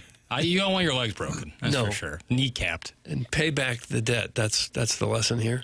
Yes. Don't- and that's don't why you get have that that. cash Okay. calls. All right. I know it's hot, but it's the Cardinals and the Cubs. Or we're worried about all the empty seats. That's from the 636. I just think that I have to tell you, if it were even 80 degrees, I'd go, wow, that's really odd. But these are conditions that are just brutal. And hey, man, I'd be the first one to say if I thought that was the case, but I just don't think that that's the case. I think it's the heat. I'd like to see some numbers when the Cardinals hosted the Cubs in the past when the weather got this hot. What kind of attendance? So, in other words, you'd like somebody to do that for you? Yeah, I'm not doing it. No, I'm not about to do that. Well, they do announce tickets sold. I'm a little surprised they didn't sell more, even though people are not showing up. Cards, Cubs, in June, you would think they'd sell more just knowing in advance, whether it's a month ago, 2 months ago. I bet historically they would have sold more, and then people just don't show up. Would you go tonight? Doug went on Sunday, Jackson. I did. Did you really? I did, yeah. Did you sit somewhere where the sun was hitting you? No. Oh, yeah, I was kind of Right out in the open. Because I totally understand like bleacher seats being like total. Like who would want to go sit in that for even like an hour? Almost no one. I can tell you, As I almost can no see. one. As I can Honestly, see. if I were Bill DeWitt, I'd have somebody with the squad walk over there and hand them like prizes if they're sitting in the bleachers in that heat. When the game started, there were people there. But as the game went along, they kind of moved into places where there was shade, and I don't think the ushers did a lot to stop it. Right field too, where that sun just beats down on you. Yeah. In an afternoon game, I totally get people being like, now behind home plate, usually pretty shaded in the It afternoon. was pretty games. hearty at the end there. But even like Tim, like that hot wind comes in. You know, you're getting Couldn't hot feel wind. it. Hot hawk. Couldn't feel it. Yeah, hot wind is not great. Guys, I was there on Friday, and it was a big crowd. But back in the day when we were legit, it was a borderline sellout regardless of the weather. That comes from sniffing holes. That's kind of how I remember it. That no matter what the weather was like, Cardinal Cubs series, it hurts that it's on a weekday, too. If they played on the weekend, all these people from Chicagoland could come down and be part of the crowd, too. Didn't see a lot of that. Do they schedule like rivalry games like this during the week? Like, I feel like it's almost always a weekend series. But doesn't that seem like double dipping? Like, you're already going to get better numbers on the weekend. Wouldn't you want it during the week so that you could bring people out to the ballpark? I think that's the rub, right? Right. You love it on the weekend. Cards Cup should be on a weekend, but it would probably juice ticket sales Right. throwing that on a weekday. Right. Stick a Pirates window. Right. Some a Diamondbacks come to town on the weekend. Hey, Arizona's here. Goldie's old team. Come on down. That's a great promo. Where do you? Well, I mean, that's a Goldie's good, old team. good crowdsourcing question. Would you prefer Cards Cubs always be on the weekend? I think fans would say yes, but the team, Yeah, I right, bet might. Yeah. people at Busch Stadium would prefer it on the weekday. I think it'd be better on the weekend. Pack the place. Creates It's kind a of pony. Yeah, it it's does. kind of a special occasion. People come in from out of town too. Mm-hmm. Yeah, I respect that. COVID, kids, and Mazala killed my passion. That's from the White Collar Gangster. Why would COVID kill? How can you blame COVID? We had, 2 seasons where the things were off, and so now you don't like baseball anymore? Really? That's all it took? I think people started making that sourdough bread, and they found their real passion. I think COVID In the gets East. blamed for a little too much.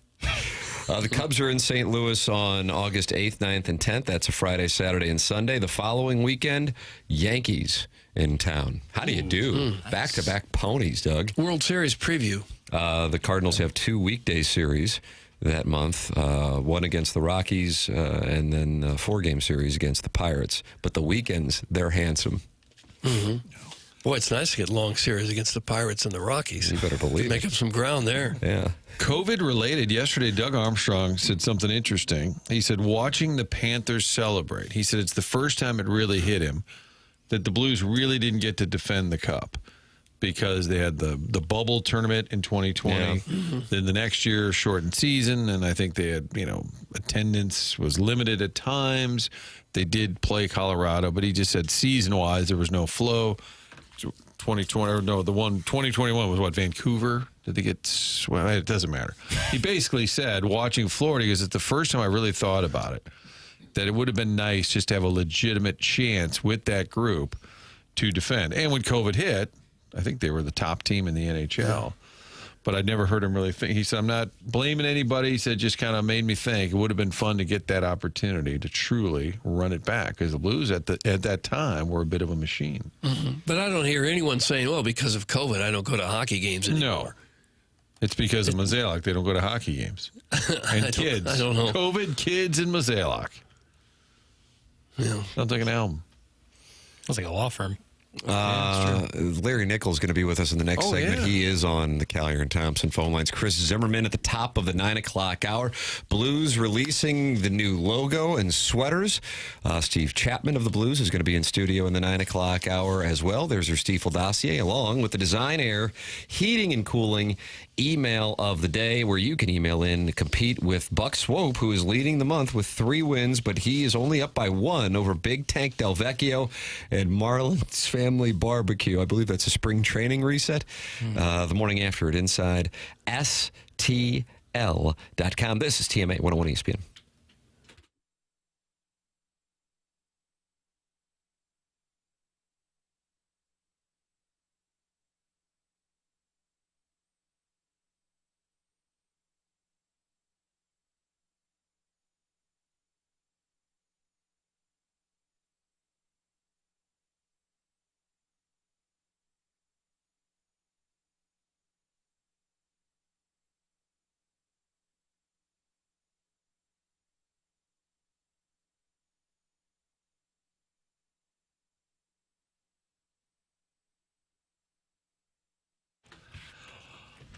AutoLoanPro.com. That's the website to head to when you're in the market for a new vehicle. No matter what your circumstance, whatever your situation is, they're going to get you into a new car to little or no money down, with little or no money down, with the best rate possible.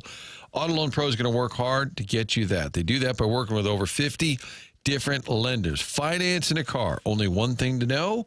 Choose the Auto Loan Pro. Great website, AutoLoanPro.com. Get on there, pick out the vehicle, and also check out that free playbook, which explains to you how the credit industry works, how you get qualified for a certain car. Maybe next time around you get qualified for a different car. Anyone could sell you that car. It takes a pro to do it right. Go to that website, see our buddy Robert Thomas on there, get the free playbook, pick out your car, and just know they're going to work hard to get you the best deal possible. They are part of the Lita family. In the market for a new vehicle, don't worry about your past. Get that vehicle at AutoLoanPro.com.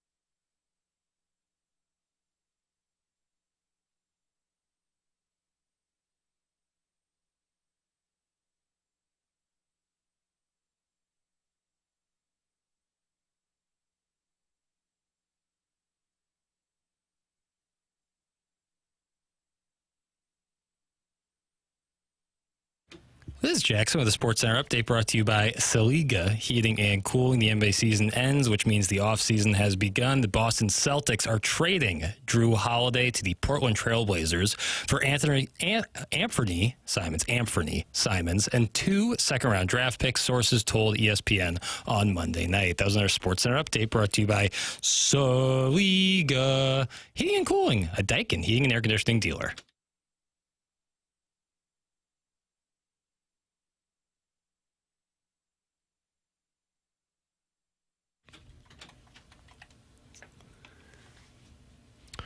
Doug, a man's got to learn to take it. He does? I'm just reading. Take what exactly? The lyrics. Jackson? Sometimes things are just out there, Doug, and you got to reach for it and take it. See? Okay. Is this part of your theme today? Well, I played the wrong Karate Kid song in the previous segment. So my way to make up for it is to play the right one in this segment. And this was playing while Daniel LaRusso navigated that All-Valley karate tournament? Oh, Valley. I didn't see the picture and have no intention of ever watching it. But, Doug, the stakes were so high.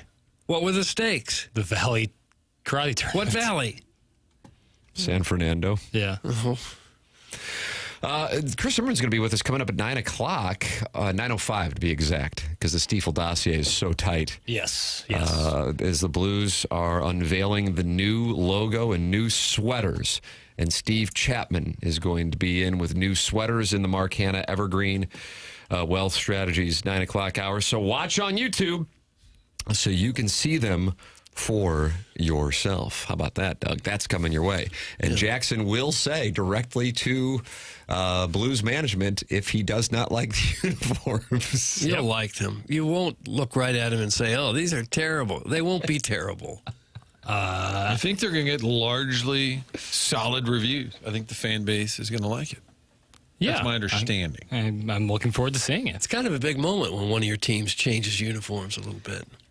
The Rams, after winning the Super Bowl, unveiled the new ones, and it was at Crestwood Mall for whatever reason. Oh, the Ultra Plaza. The big unveiling was at Crestwood Mall. Is that when they went with those gold, but they were really brown pants? The Rams' pants were brown. So it was like they were like khaki. They were wearing Dockers. I thought it was like a Notre Dame Rams sponsored by Dockers. They went with. And it was dark Millennium Blue or Millennium Gold, one or the other. It's like City Red. Dark blue. And then we were told later it took at least 5 years to get any kind of uniform change. I don't know. I was over at Bissinger's. Larry Nickel is on the line, Doug, and he wants to update you on the WWE Recap. Larry Nickel's on the Callier and Thompson phone lines. Morning, Larry. Good morning, guys. What's up? Well, not much. What's up with you? Not much, Doug? Yes. I need to tell you this right now. Please watch the show so you can be prepared for my recap. Yeah, it is time, Doug, to do a little show prep. Really that interested in it. Jeez. But what happened? That's the beauty of having you on. I don't have to watch it. I can get recapped from you. Yeah, just think, Larry, if Doug watched, he'd come on here at 7:01 and talk WWE, and then when you would call in, we'd say we already covered that. I know, but Doug, be prepared in case I missed something. No, well, don't miss anything. What's your report? Let's have your report now, please. Last night they had the other semifinals of the King and Queen of the Ring tournaments. And the winner of the second semifinal between Roxanne Perez and Jade Cargill was Jade Cargill. So the Jade Cargill versus Asuka in Saudi Arabia for the Queen of the Ring. And the men's tournament for the King of the Ring, it was Cody Rhodes versus Jey Uso. And the winner of that match is Cody Rhodes. So it'll be Cody Rhodes versus Randy Orton for the King of the Ring. Okay. That'll be a good showdown. You pull for Randy Orton in that, Doug? Because sure. the St. Louis, yeah. Hey, Larry, real quick, what are you watching in the background? Storage Wars. Okay, just checking. What's the difference between being the King of the Ring and just being the champion? Well, the King of the Ring is more prestigious because in most years, the King of the Ring got a chance to face the champion at SummerSlam. You're getting owned right now. I have an example of what I'm talking about. Oh, good. Okay. Back in 2002, Brock Lesnar won the King of the Ring tournament, and he got a chance to go up against The Rock for the first version of the Undisputed title, and Brock Lesnar won. So that's what's going to happen to the winners of this year's King and Queen of the Ring tournament. They're going to go up against the champion of the brand at SummerSlam. Huh. It seemed like back then when you brought up those names from the early 2000s, like a lot of those guys went on to become movie stars and TV stars and big-time people. Is that going to happen with the current group? Or are they grooming a new group of people who will be known worldwide? They are grooming people to be the new crop of up-and-coming superstars. I see. You just repeated what you said. I like that. Hey. Anyway, I say that because I don't recognize these names of the people that you're talking about currently in the squared circle, these stormy combatants. You don't recognize Randy Orton? Well, him, I do, yeah, from years ago. I didn't realize he was still going. Gosh, he's got to be mid to late 40s by now, isn't he? Yeah, he's mid to late 40s. And by the way, I have an interesting fact about the King of the Ring tournament. Okay, I'd like to hear that, please. The only person to win 2 King of the Ring tournaments is WWE Hall of Famer Bret the Hitman Hart. Is that right?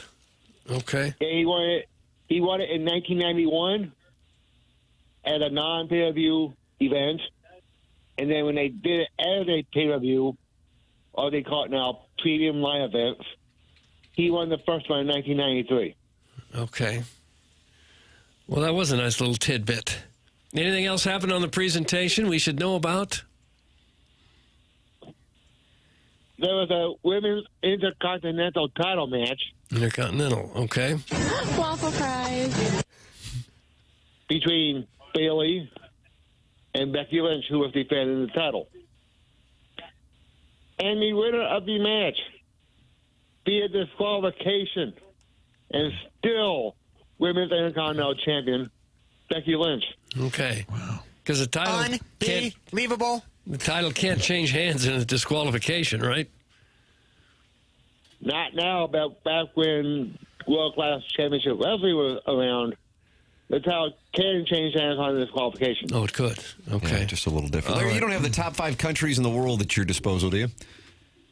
Yes, I do, Tim. Thanks for asking. Yeah, Doug, this is not, Martin, based on GDP or uniform colors. This is Larry's system, and the algorithm spits it out every Tuesday here. And it's sort of a crazy time in our world, so this is going to be interesting. Mm-hmm. What do you got for the top 5? Number 5, Guatemala. Huh. Okay.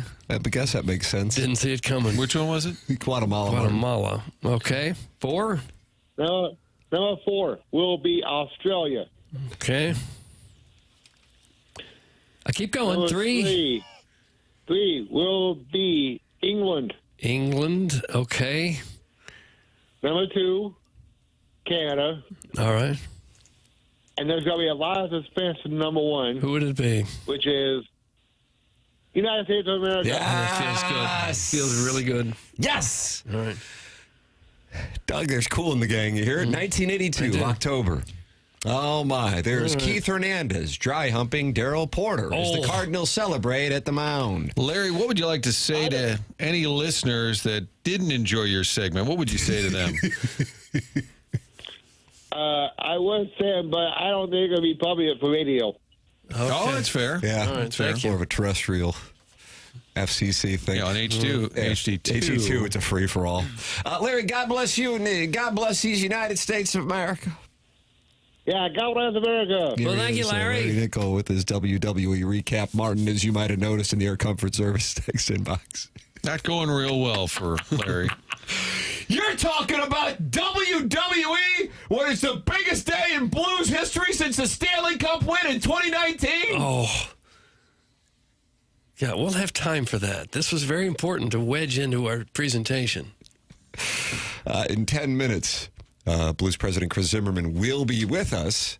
But, Doug, there's a Stiefel dossier, and we're contractually obligated to follow the Stiefel dossier. And when Larry Nickel is on, he will send in text messages either to the Air Comfort Service text inbox or just directly to Jackson's phone.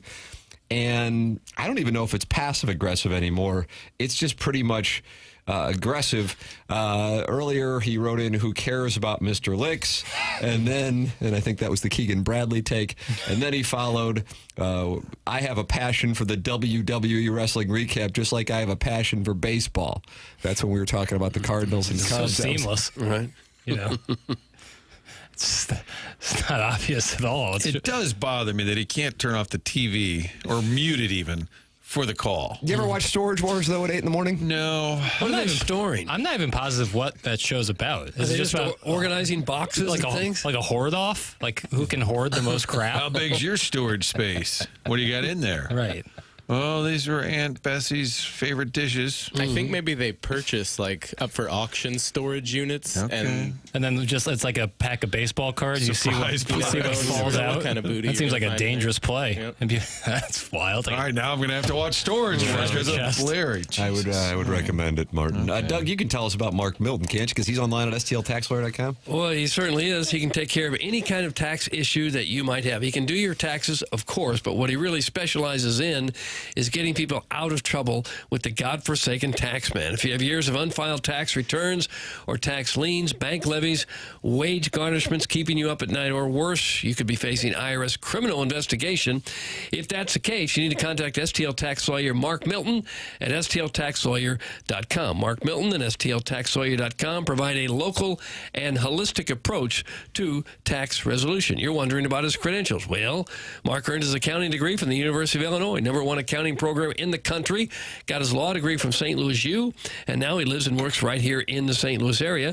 Started his legal career with the Department of Justice Tax Division in Washington, where he represented the IRS in tax cases throughout the country and even received the DOJ's Outstanding Trial Attorney Award. And now he helps individuals and small businesses solve their tax problems. If you have any kind of IRS problem, contact Mark Milton at stltaxlawyer.com today, and you'll be saying, "No, I'm not guilty.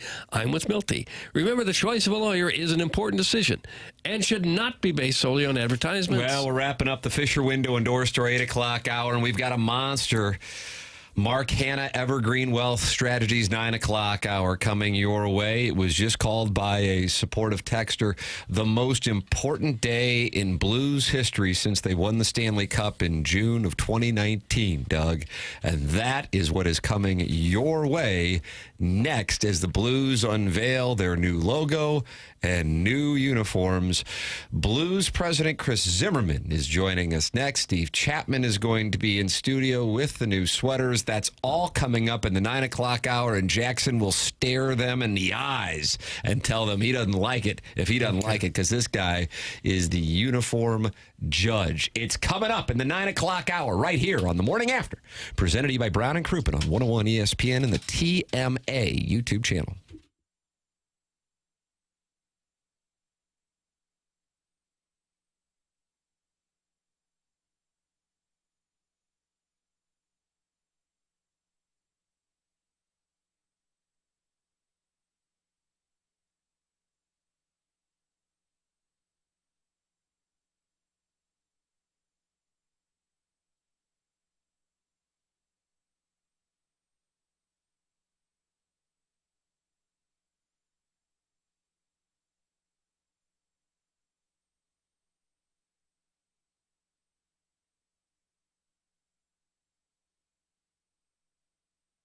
Dents Express is local, and if you have some dents that you need tended to, Dents Express takes it all and takes care of you by taking care of everything with your insurance. It's a local gem, Dents Express, family-owned and operated right here in St. Louis since 1992.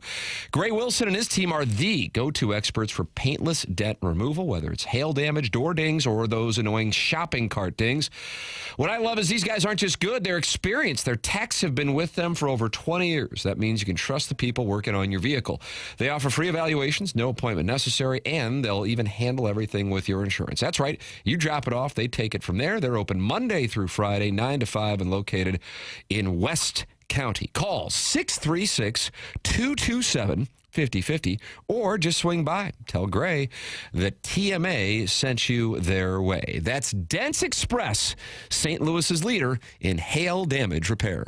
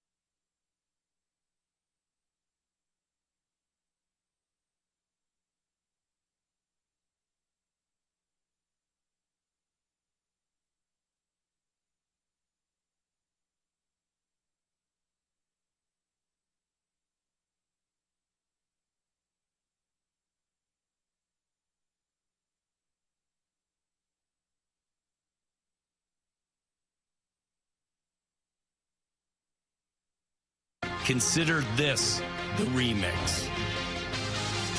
Today's Tom Sawyer isn't painting fences. He's painting the boards. We're respecting the classics, but changing the game.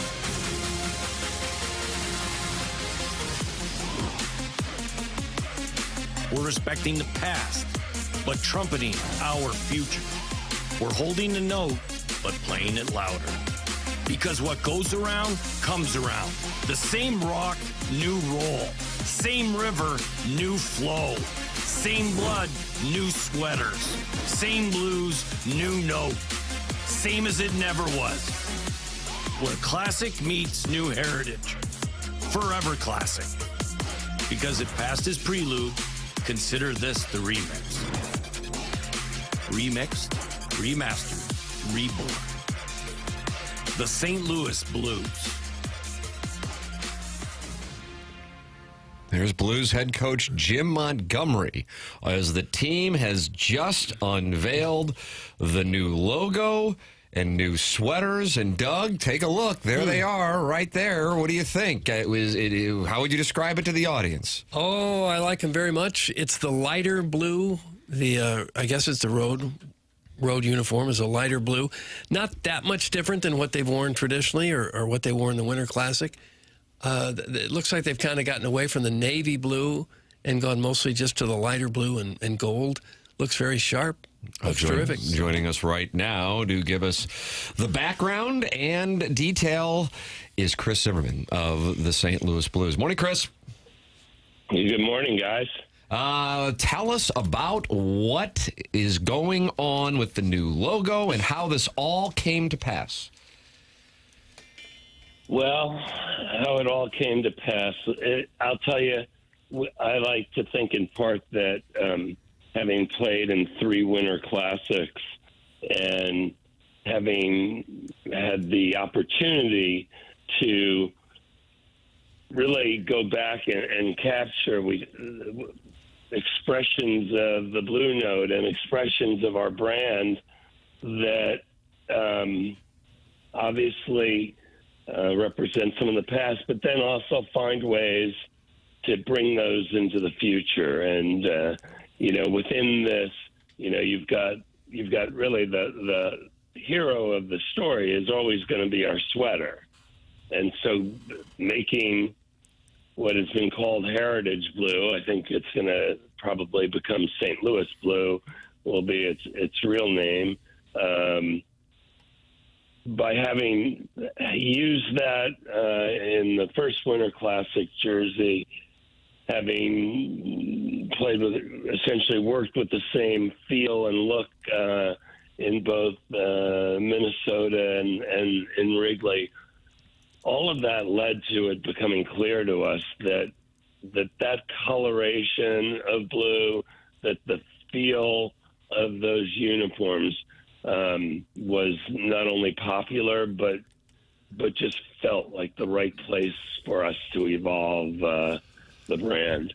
As an organization, that Winter Classic look, Busch Stadium 2017, did that kind of even start back then, this whole movement to using that Winter Classic look that people are kind of associated with now? I mean, because fans just loved it, does that start the in-house conversation saying, maybe one day we go that direction? Without a doubt. I mean, in some ways we've had, if you go all the way back to 17, I guess we've had an 8-year focus group around the uniforms, and the feedback has been largely universally loved. It's always reassuring when the players say that they love the look. Obviously, the 17 uniform has been worn for Saturdays for some time, and we've got some good success, particularly of late, on those Saturdays. And then on the road sweater, it was really, we had primarily the first time out gone to that sort of off-white cream old look, and now we've taken much of that and put it into a traditional white jersey, and we think that those sweaters just pop amazingly. But yeah, from the fans to the players to we'd like to tell the stories of whether it's Hully or one night being up in the ownership box talking to Gretzky about the uniforms. It's clear that people look out and see those and say that's the St. Louis Blues, and that's the best look that we've ever had. And so today we launch that look with refinements, small but important refinements and additions as well. Who are the designers and artists that actually do the work and present it to you and say, do you like this? Do you have someone on your staff that does that, or does that get hired out? And how does that process work? Well, there's a combination. Brenda Wilbur is our creative director. She plays a really big role. One of the things that we wanted to do, obviously the Blue Note is, when you talk about one brand mark, one iconic brand mark, we think it's one of the best in sports. And so we're very protective of that. But at the same time, we've made some small updates, improvements, and some of it is little things that, when that last version of that Blue Note was developed, all the uses of digital media and all the different places that we put the note weren't there. And so we had these very thin lines were part of the design. And quite honestly, on a lot of applications, they just couldn't be executed, and we'd have to find ways to add them in. So there are small updates that we've made that make the Blue Note more functional in all of our marketing. And then we've got a couple of other marks that we've added that will be used. One of them, the STL treble clef that we wore on the helmets at the Winter Classic. We felt it was important, as most any sports brand would, to have a few other brand marks, none of which will be primary, but they play a role in our merchandising of the brand. You ever worry about player reaction? Do they get a sneak peek? I'm sorry, who? No, I said, do you ever worry, as a franchise, do you worry about what the players think? Do they weigh in at all? Does that matter? It definitely matters, and it definitely matters. And I think particularly making the transition around our home jerseys from just being the Saturday sweaters to being our primary look. Yeah, we have had consistent approval, and the guys like the uniforms. That makes a difference without a question. And so we feel really good about that. We also one of the things you have to think about when you're doing this is, how does the color translate on equipment, because you've got different equipment manufacturers, and can we get a consistent blue on the helmets, whether they're a Bauer helmet or a CCM helmet, and so the equipment team is also an important partner in this along the way, and they've certainly signed on, and we'll be ready to go. Chris Zimmerman of the Blues with us here, as the Blues have just unveiled new sweaters and some new logos as well. That is up on the 101 ESPN social media, and Steve Chapman of the marketing team is going to be in studio with us here coming up at 9:30, showing those sweaters on display. All right, a couple of questions. Martin, you like logistics, is that correct? Yes, okay. big. All right, Doug is very pro white sweater at home.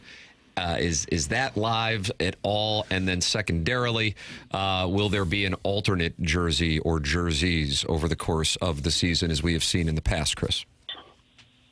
Yeah, so the vote for white at home, there's definitely a contingent out there. They don't seem to be strong enough yet to make a difference. The theory being, God, you'll get over it, Doug. We'd really like to see the colors of the other teams when they come in. No one's gotten that one passed yet, but I would say that the fact that if you keep working at this, Doug, I think you can. I agree. You can start that groundswell that I'll lead the charge. Yeah, make it your life's work. Yeah. When I go to a game, I want to see those red Blackhawk jerseys, and I want to see Dallas in their green. I don't want everyone coming in to look pretty much the same as the last team that did. Yeah, no, I think you've got a lot to work with there, Doug. So, but it sounds to me like that blues colored blue is the new home, and then the white is the road. Just to clarify, and it's not the off-white; it's white. Yeah, it's not that, because I think in one of the Winter Classics it was a little more of a creamish kind of thing, and this is true white. Mm-hmm. Yeah. And then your other question, so we'll have a few different jerseys worn a few times during the year. The navy or royal blue would have been the current uniform. It will be worn as our third jersey, so that will continue to be part of our brand's identity. So our Stanley Cup winning jersey is still part of the Blues identity, but now no longer the primary uniform. And I think we'll have a few other programs during the year where we have a few other special jerseys. So we want to keep our fans and our creative team active, and so there'll be, you'll occasionally see some other looks scattered in throughout the season. And Chris, as I was going to ask, as the CEO of business operations, we talk a lot with Army and the team and the roster, and then the cap is going up next couple of years. It was flat for a while. As far as the business of the Blues, I know I had Tom Stillman in the TV studios, and he was talking about it's going to be a challenge. How about on the business side, trying to match that number so that there's money there to go out and spend with the cap going up? Yeah, it's more and more difficult. We have. I wish I had a couple of other lines of business. Maybe we have ticketing, we have our sponsorship, we have our broadcast. Those are our major places where we fund the team. So we've got to continue to get more creative in how we find revenue, quite honestly, to fund the team. And it's going to be a common challenge throughout the league. I think a lot of teams, some people are saying, well, maybe there'll be more teams that won't spend to the cap now. There's another theory that despite the financial challenge, most of us are going to be right there at the cap, and I think that will be the case. So we're probably going to make more friends with more bankers and find other ways to make sure we can make payroll. But we had a good year on the business side. We've got, and I can tell you that coming off the really exciting last couple of months of the season, our new ticket sales are up, and people are really bullish about the sponsorship programs we're working on, and so I feel good about it. There's an excitement about obviously the way we finished, and I think new uniforms, new look, remastered, no more Tom Sawyer, whatever we just said about him. The video was a nice touch. I think there's good energy, and I think we've got a good fun year of Blues hockey coming up ahead of us. And is the TV kind of status quo from what you guys did last year? I think I wouldn't say that, because last year was more experimental, and at this time last year we weren't sure whether our partner FanDuel was going to emerge from bankruptcy. So I actually would like to. I'd say that I'm very encouraged by where that business stands right now. doesn't mean there aren't ongoing questions. But yeah, I think we're in a better position than we were a year ago. We're planning and executing, and yeah, I think it'll feel. I think it's going to feel a little different. Yeah, Z, I'm reading that answer as, hey, Martin, I came on here to talk uniforms, ask me about the TV deal in about a month or so. I love the Okay. I said, no, not really. Okay. We just had, I'll tell you, we just had a meeting with, I believe it's 7 NHL clubs that are still with FanDuel with their, largely new management. And there's a lot of good things happening there. So I'm actually, I would tell you something else. I'm bullish on the year that's ahead, and rather than scrambling to wonder if you're in business with your partner, we're actually executing and working on how can we make the broadcasts as good as they can be. All right. There you go, Martin. It was a wonderful question when all said and done. TV logistics. Tim, I like TV logistics on top of uniform logistics as well as players' travel logistics. So, I'm going to find out if Michael McGreevy stayed in an apartment as opposed to going back to Memphis. Chris, we get down to the important brass tacks. Absolutely. Plus, I'm liking Doug leading the charge for. He's left the studio. He's outside with a petition. White sweaters at home to see the other team colors. There you go. I'll do my best. I think the NHL's missing out on that one, but it's been that way for a long time now. Doug, get over it. God. Well, I'm not quite over it. I don't think he should get over it. Okay. I think he should start the movement. Okay, I'll call Bettman later. Chris is on board too. Chris, we appreciate the information. The reviews on the new sweaters are overwhelmingly positive in our text inbox. And Doug, the text inbox is usually not overwhelmingly positive on anything. That's right. So this is a landmark moment. We certainly appreciate your time and all that the Blues have put into the effort here for the new logos and new sweaters. Thanks so much, Chris. We appreciate it. All right. Thanks, guys. That's Chris. Thank you. That's Chris Zimmerman with us here on the Collier and Thompson phone lines. And it sounds like he's on board, Doug, with the white sweater. It actually does. Maybe if it was a league thing, they could kind of make it a thing. Is there any team that wears white sweaters at home, or is that a league thing? I believe it's a league thing. Okay, all right. And that goes back to around the lockout. We've talked about it before, and I looked that up. Doug, your review of the sweaters before we go to the official review, which, of course, comes from Jackson Burkett. He is Ladue class of 2016. I absolutely love the sweaters. Wow. It goes back to the original color that they wore in 67, 68. So there's that nostalgic portion of it. Also, I think it's such a unique looking uniform. There's no one else in the league that looks anything like this now. And when you wear the navy blue, there's a few other teams that wear navy blue also. The Jets. Yeah, and the Rangers, and there's some others. But nobody looks anything like this, and I really like that about it. Martin, your review. I really like it. I don't want to be a wet blanket, but I did see this. So the Blues posted it, and then I was reading all the comments, because everybody hates everything. Right. But Blues fans are very supportive of everything the organization does, mostly.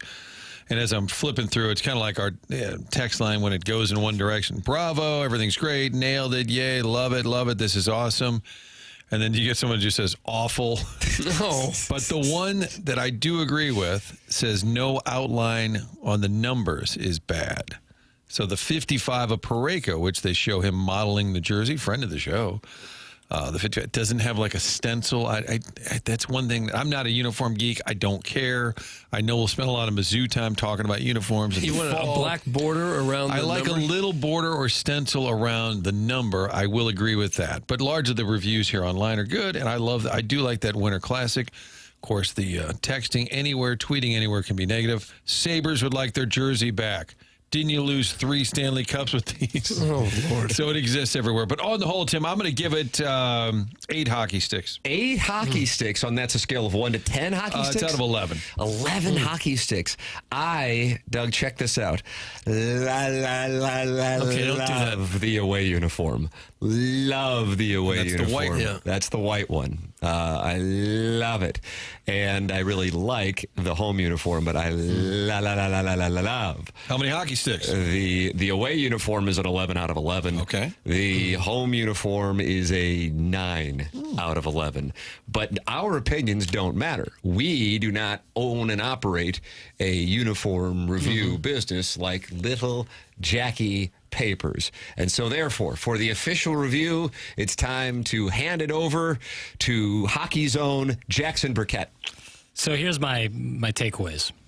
In a vacuum, this color blue is probably not my favorite, but I think with that color yellow/gold, it does pop and it looks really good. I will say that. The new logo, it's bolder. I like boldness. It's pretty clean. Like it's bold and clean. What I really love, my favorite part of it, is on the hockey, and I say air quote pants, even though they're clearly shorts. I love the treble STL logo. I think that's an awesome new addition. It's crazy that it hasn't been there before. I think it looks incredible. And you said off air, it reminds you of the St. Louis Country Club logo a little bit. Little bit shades of STLCC, a logo you don't often see. It's not like Hardee's off the side of the highway. It's not big signage. Hardee's off the side of the highway is what I heard. Random reference. Well, I would say that the signage is more like Martin's Camera in segment 7-2, where it's just a piece of wood that says like St. Louis Country Club. Beat it. Beat it. But I like how those two colors work. I prefer the road uniform as well, Martin, and I agree. And Doug's trying to make that road uniform the home uniform. Yeah. And it sounds like Chris Zimmerman may be on board with that. Seems on board with it. I do agree that the stencils on I always love that with the Blues with the stencil. But you're with me on the stenciling. I'm curious what that will look like on the ice, with the back of their jerseys too, because I'm just seeing it on the shoulder. They'll sell thousands of these for Christmas presents, I'm sure. Well, I want the we're looking shorts. to bump up the math for the new cap, Doug. Get the trust fund baby who thought Pietrangelo played for the Oilers off the air now. From the 6'3". I might not know puck, but I know threads. Oh, do you? Harrison's brother Master and you were on the same page, Martin. That's a very rare moment. Great jerseys, bad numbers. So it goes back to the number thing. And all we're seeing from the number is the shoulder on the side of I don't know about you, Barton. I haven't seen the back of the jersey yet. Have you? Yeah, there's a tweet where they show Parayko modeling it, and then the back of his jersey is on there. All right, we'll take on a tweet from the Blues. By the way, St. Louis Country Club related. I was cleaning out my phone. That I take pictures of everything constantly. A little picture. Hey, and if I'm golfing with buddies and there's Carson or whatever, I'll take like 10 of them just to pick out a good one. Never delete it. The other day I was going through my phone and I had taken a picture of the text line. Oh wow! And it was Sid inviting all of us to play golf at St. Louis Country Club. And I saved it that day just to see if it was real. And I have yet to reach out. Oh, you got to do that. Yeah. But it said, if you guys, I love the show. And if you guys would like to play some Monday this summer or fall, I'll have you guys out. Kind of thought it would be like a Saturday 9:30. Well, it sounds like it's caddy day for us, and the pool's open on that day for us. Right. So Punch day or I'm just here to tell you, because I saved that text, we may be playing over at STLCC. Oh my, Doug! And I assume the membership committee will be meeting with us with an invite. Probably hound us. Yeah. Please, is that how join. it goes? Please, they, at no they cost. come to you. Yeah, for the Monday outing. Right, and they say initiation fee waived. Come on over. Expect that. Right. Forget the merch. How hot is this logo? And he's talking about the fleur-de-lis with the blue note treble. Going to look on the hip of Melville moms at Indian Hills later this summer. Hubba, hubba. Excuse my ignorance. What's Indian Hills? Well, it's now Native American Hills, and it's a pool in South County. Okay. Public, I assume. Oh, did you hear that, Doug? Did you hear the way he said condescension? I didn't care for that. Steve Chapman is going to be in with the new sweaters on the other side of the break. This is TMA, and it's presented by Brown and Crouppen on 101 ESPN.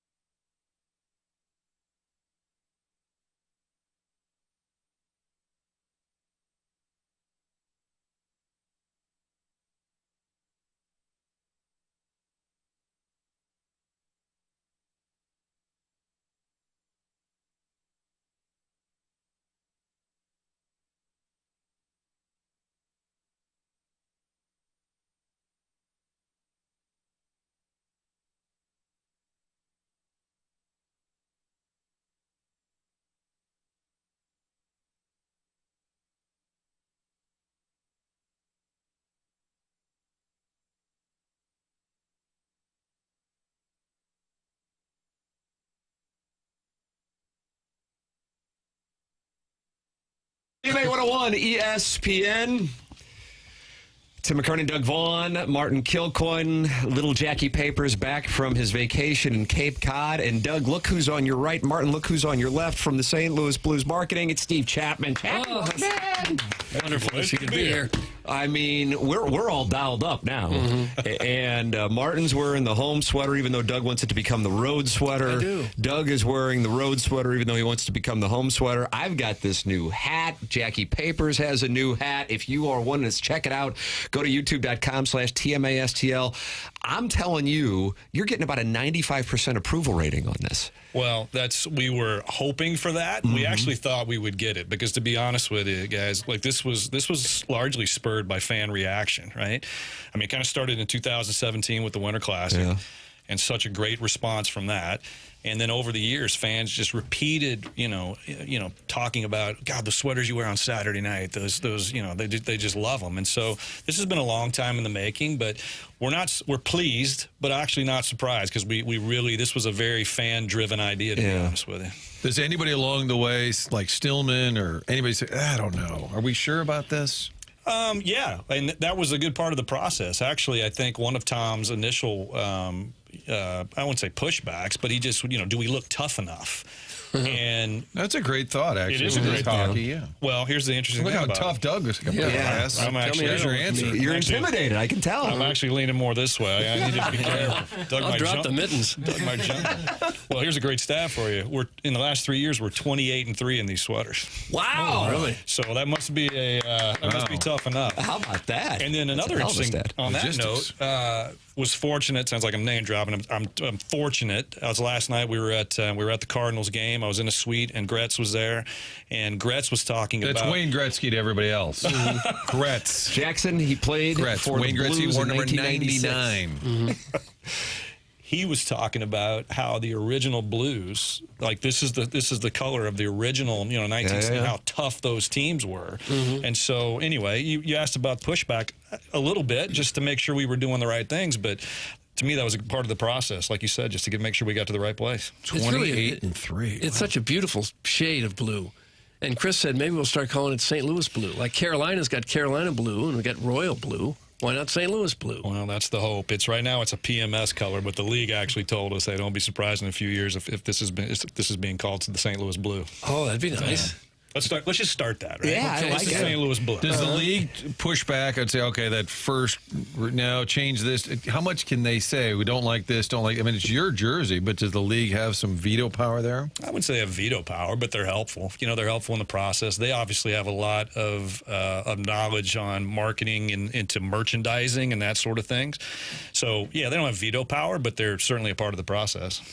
And then all the different logos. The one that I have on the hat, for those of you watching on YouTube. Then there's also the STL that will be on the Jackson. Is it pant or short? Jackson believes it's one or the other. It's not a gaucho. Freezers.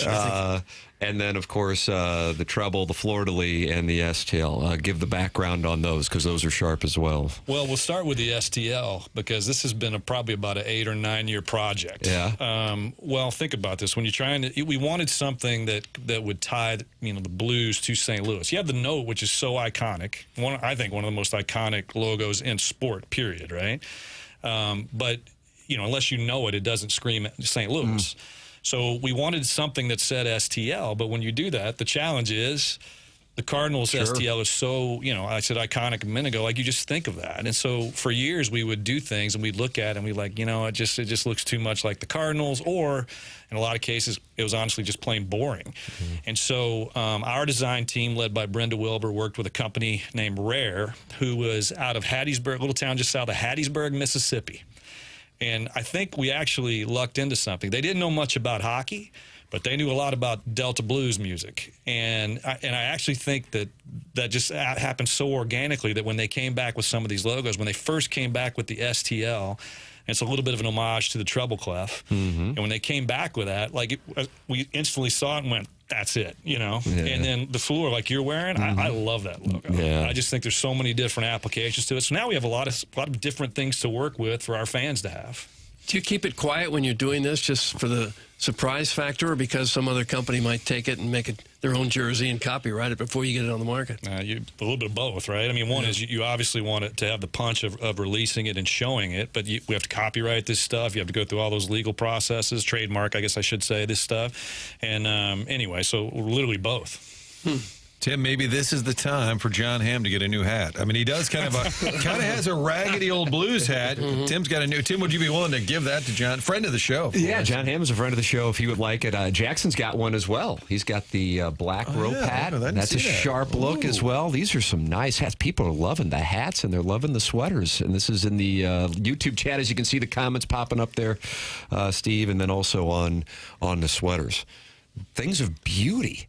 A uniform change oftentimes has some pushback, and this is a rare, near universally acclaimed moment. All right, Chappie, the only complaint by some are saying, Tim, others are saying, some are saying that the number doesn't have a little stenciling around. The number does not have any kind of shading around black it or whatever. Border is what you're talking Are you about? concerned that some are saying that?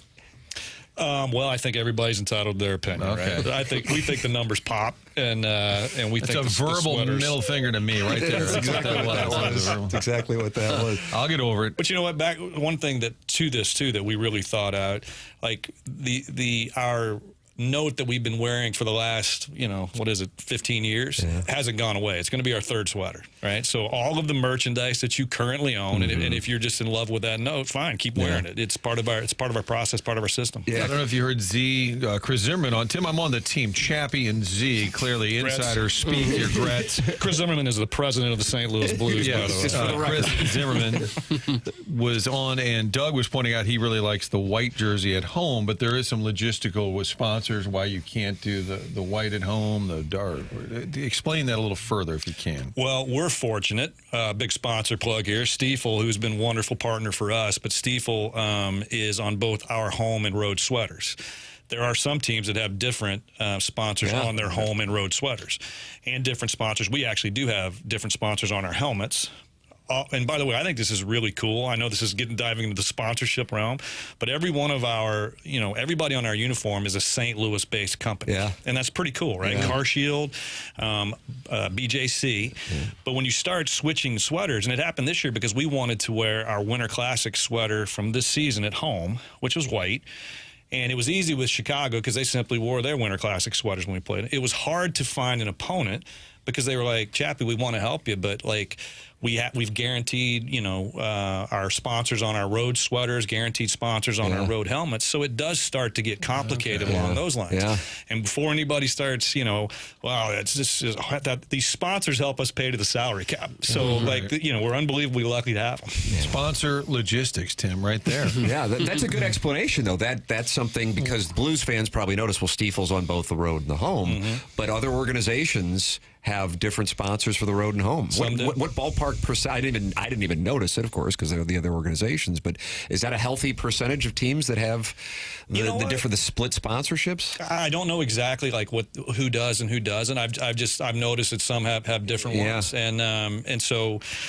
For us, we're fortunate, right? We can switch the sweater easily, but the helmets would actually be challenging for us because we have home and road partners. Yeah. Are you concerned what outfit Mizzou will be wearing when Roll Tide shows up in October? That's a great question. Because I guarantee Doug is. Because Steve Chapman may be going. Will you be at the Alabama? It's a Mizzou game for these guys, but for you, it's the Alabama game. Roll Tide, 11:00 start. Yeah, I think I might make my first sojourn down to Columbia and try to check that out if I can. Will you be down there? I might be down there. It's 11 a.m. start. A little early. Yeah, that is a little early. We weren't too happy about it. Well, we're at the age now we wake up at 6 a.m. Well, that's true. So what difference does it make? Big Tide guy, right? Roll Tide. Steve, people want to know where they can get this gear. That's the top text right now from the Afton Altar boy. Where do we get this gear? I see he's really enthused about it. Where can they get it? The gear is at stlauthentics.com. Yeah. It's down at our team store. It will start proliferating into the market. I just think I butchered that word 9 ways. Proliferating. Thank you. Look at Doug. Into the marketplace, and pretty soon. Sweaters will be available a little closer to the season in September, but I'm told we are doing pre-orders right now, so if you want to get your sweater and get it branded with your name or your favorite player or whatever you'd like, then you can do that right now and start ordering immediately. You're going to sell a lot of Christmas presents with these. I sure hope so. I would imagine so. Yeah, you can go. I'm on STLauthentics.com right now and taking a look at it. And the new logos and new hats and new sweaters are all up. Take a look, and man, these are sharp and getting great reviews. Congratulations to you guys. I know a lot of work goes on for a number of years for you and your team. Congratulations on getting to the finish line and then also the positive reviews. I know this is a great day for the Blues and the organization. Well, we appreciate it. It really, for us, it was about, we wanted to make sure that we honored our heritage, but that we're looking forward to the future. Mm-hmm. Like, we want to compete for cups, and we want it to be about this next wave and this next group of players that are coming through. So I think we've hit it, and I think our fans, like I said, when you listen and pay attention, it makes it a little bit easier, but I appreciate it. Yeah, it's a great thing, and people are fired up about it, and you can see for yourself. If you want to get some of this new merch, it's at STLauthentics.com and at the Blues Team Store. Steve Chapman with us. Steve, thanks so much for coming in. We appreciate it. Appreciate you guys. Thanks. Ladies and gentlemen, the program is called TMA. We'll take a commercial break, come back with more here in the Mark Hanna Evergreen Wealth Strategies 9 o'clock hour on 101 ESPN.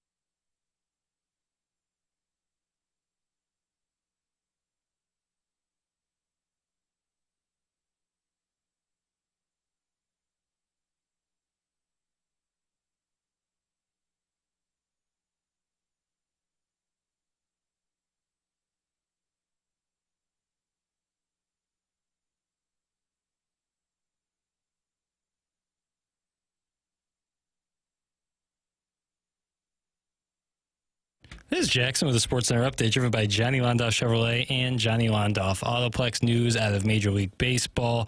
Diamondbacks manager Torey Lovullo told reporters after the game yesterday that the star outfielder Corbin Carroll has a chip fracture in his left wrist and will hit the injured list. That was another SportsCenter update driven by Johnny Londoff Chevrolet and Johnny Londoff Autoplex. See them at londoff.com. Chevy, together we drive. Are you kidding me?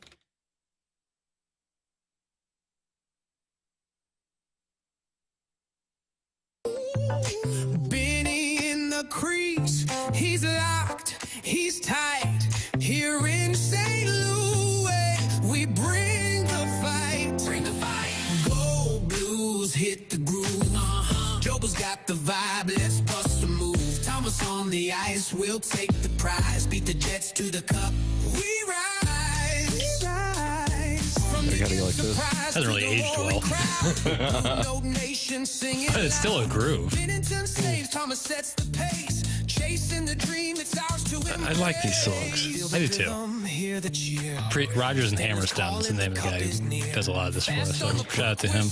If you were watching on the TMA YouTube channel, you see the hats that Jackson and I are wearing. These are new. Martin and Doug were wearing the sweaters of the Blues as they unveil the new uniforms, new logos. Jackson's holding up a T-shirt. Look at that shirt. I do like that logo. Isn't it cool? Uh-huh. Because he's right. The STL, Cardinal STL, is like more of a logo for the city of St. Louis than it is the Cardinals, it feels like. And I think this could be a good way for the Blues to kind of jump in on that. Okay. I think it's really sharp, and it's going to be worn on the shorts. It's kind of like half musical note and half STL. Yeah, like a treble. Like a treble. TMA STL Twitter account. Gallup poll just posted. Do you like the new Blues uniforms? Yes or no? I can tell you in the text inbox and in the Michelob Ultra YouTube chat, Doug, overwhelmingly positive. It's a really cool shade of blue, I think. St. Louis I've blue. always liked it. Yeah, St. Louis blue now it's called. You could also tell Zimmerman when he was saying he needed a banker that the horny banker who's listed as the horny baker says, let me know. Yeah, let me he's know. mad at Jackson for being the horny It still baker. says horny baker, which is really kind of gross. But he said if he needs a banker, I'm here for it. So we can hook up like Blues with the new banker. Great comment in the Michelob Ultra YouTube chat. I just wonder if that hat wouldn't look as good on somebody that's not Tim. And Doug, that comes from Chairman Kurt. He's posting it.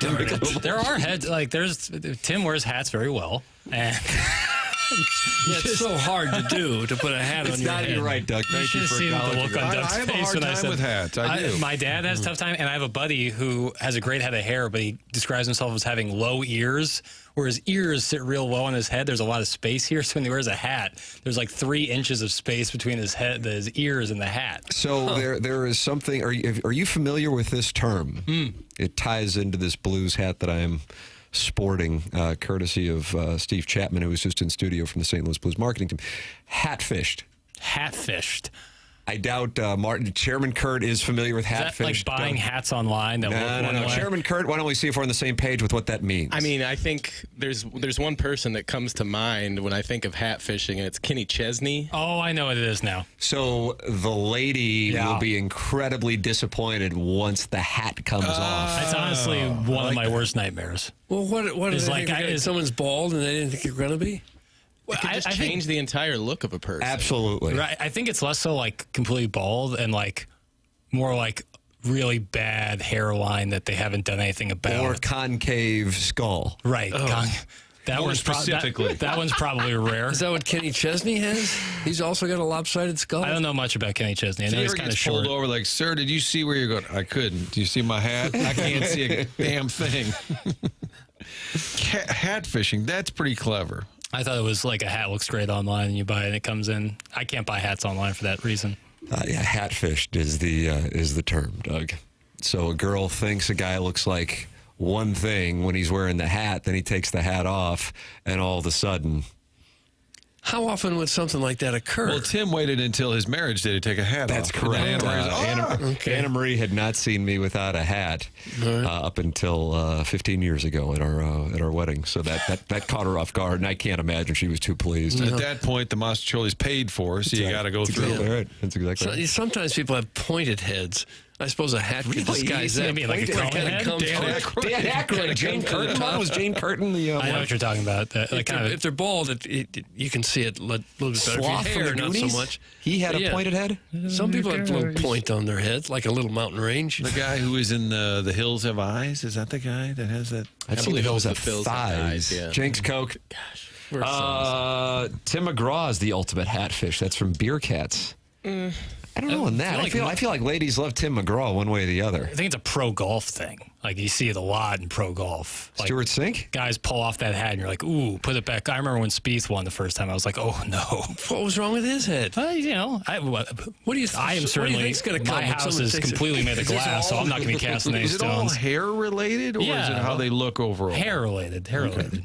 Hair related. But like Tiger, the end of his career, not great. I'm ugly as hell without my hat on. Bald's not beautiful for some. That's from the 618, Doug. A lot of hat fishing, apparently. I I just Googled Jordan Spieth, and almost every picture, he has a hat on. Now, granted, golfers largely wear hats, but... And he's a young guy who's losing his hair, too, isn't he? Yeah. Yes. Right. That's what I'm saying. Like when he won that first time, he pulled his hat off walking down the 18th fairway, and you're like, oh, no.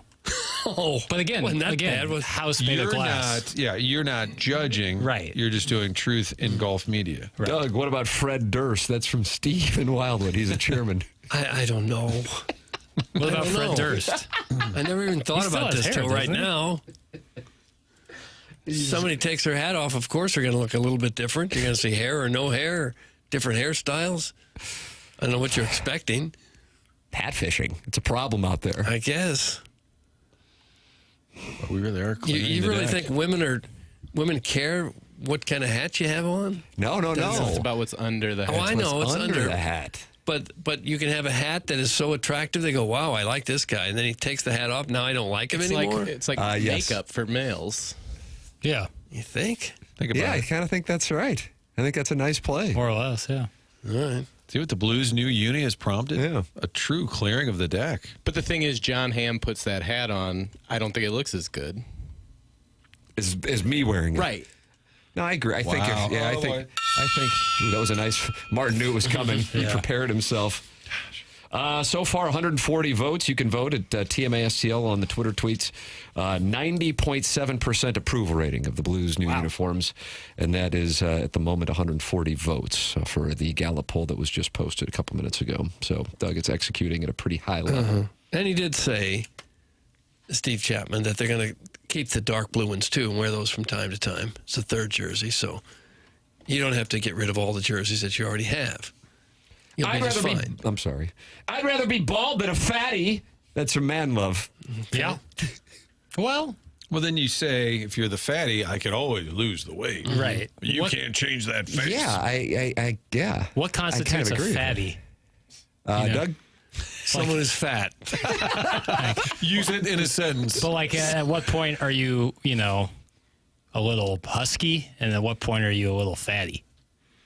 Well, there's a fine line there between someone who just looks like a big old ruffle cowboy football player and someone who looks fat. Right. Well, I agree. You can lose weight, but regaining hair you can also do.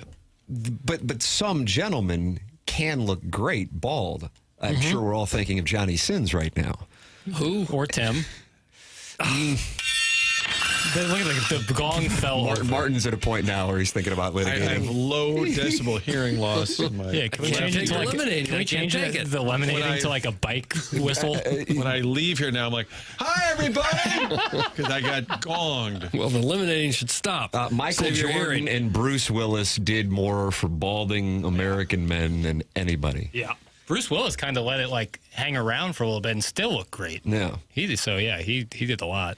And the ladies loved his style. Yeah, Statham. But he also's got, 9-figure net worth, and he's a tall cat, action figure. Jason Statham, yeah. Yeah. The Rock. I think maybe baldness doesn't bother women as much as it bothers men. I think most women are capable of seeing past someone's hair Well, follicles. it's just an overall thing. Like, if you look good, then you look good, Right. But if you have a concave skull, is that what it is? Yes. That's what we call a bad beat. It's a bad beat. That's when you started your hat fishing routine. It's my hat fishing routine. Okay. Yes, and I was married in a hat. Tim, was Kojak sexy? I think so, but I've always been attracted to older men. Oh, see me with Retief Goosen. Yeah, Jackson's attracted to Retief Goosen. What, he won the U.S. Open in 94? Was that Ernie Els in 94? Don't remember Retief the Goosen years. was 96.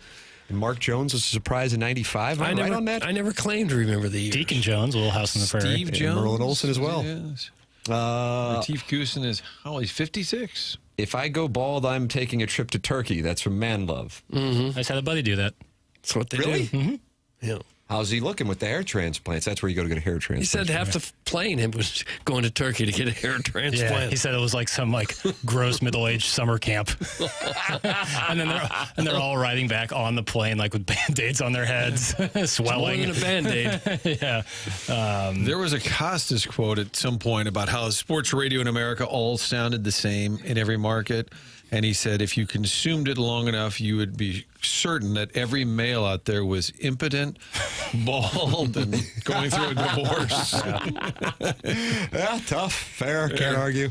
Email in, Design Air Heating and Cooling email today, the morning after at InsideSTL.com. We have entered the 10 o'clock hour here on TMA. That means Martin will be heading to onboarding, and you should be heading to James Carlton online at carltoninsurance.net or by calling 314-961-4800. You will get great customer service. You call there right now. You're going to talk to somebody in the office in Webster Groves.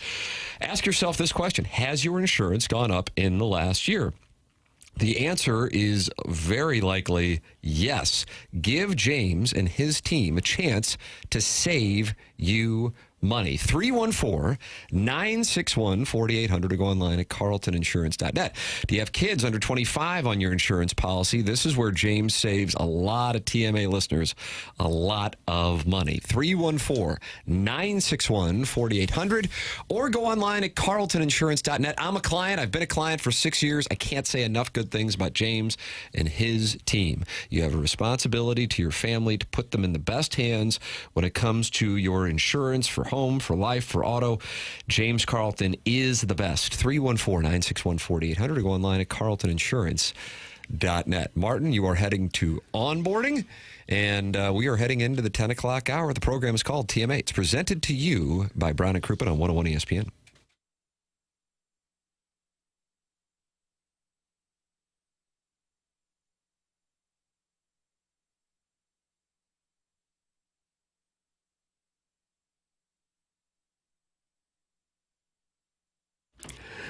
TMA is brought to you by St. Louis-based Stifel, a leading wealth management and investment banking firm. Stifel is the firm where success meets success and has been since 1890. Founded in downtown St. Louis way back when, 1890, same street the company is headquartered on today. Proud to have called St. Louis home for 135 years now. They partner with the Cardinals, and they got their names all over those beautiful new St. Louis Blues jerseys. And also, they sponsor the Stifel Charity Classic. They sponsor the Stifel Theater. Stifel is honored to support our people, our city, and our future. With financial advisors in 12 offices across the region, Stifel helps clients right here in St. Louis and nationwide manage their hard-earned wealth.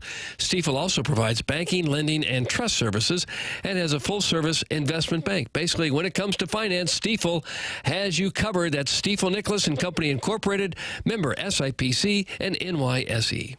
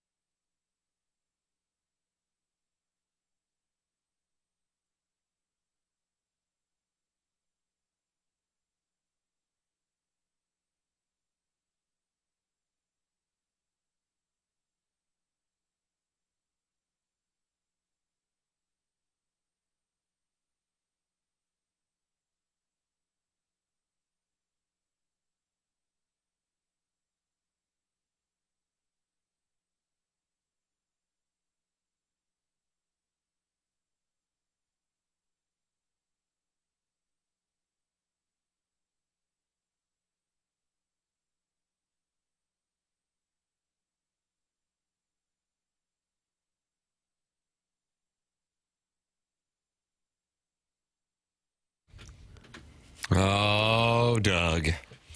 Well, things were going okay, and then Johnny Roast Beef got the pink Cadillac. Mm-hmm. And then everyone started getting whacked. Yeah. Roast beef sat in that pink Cadillac.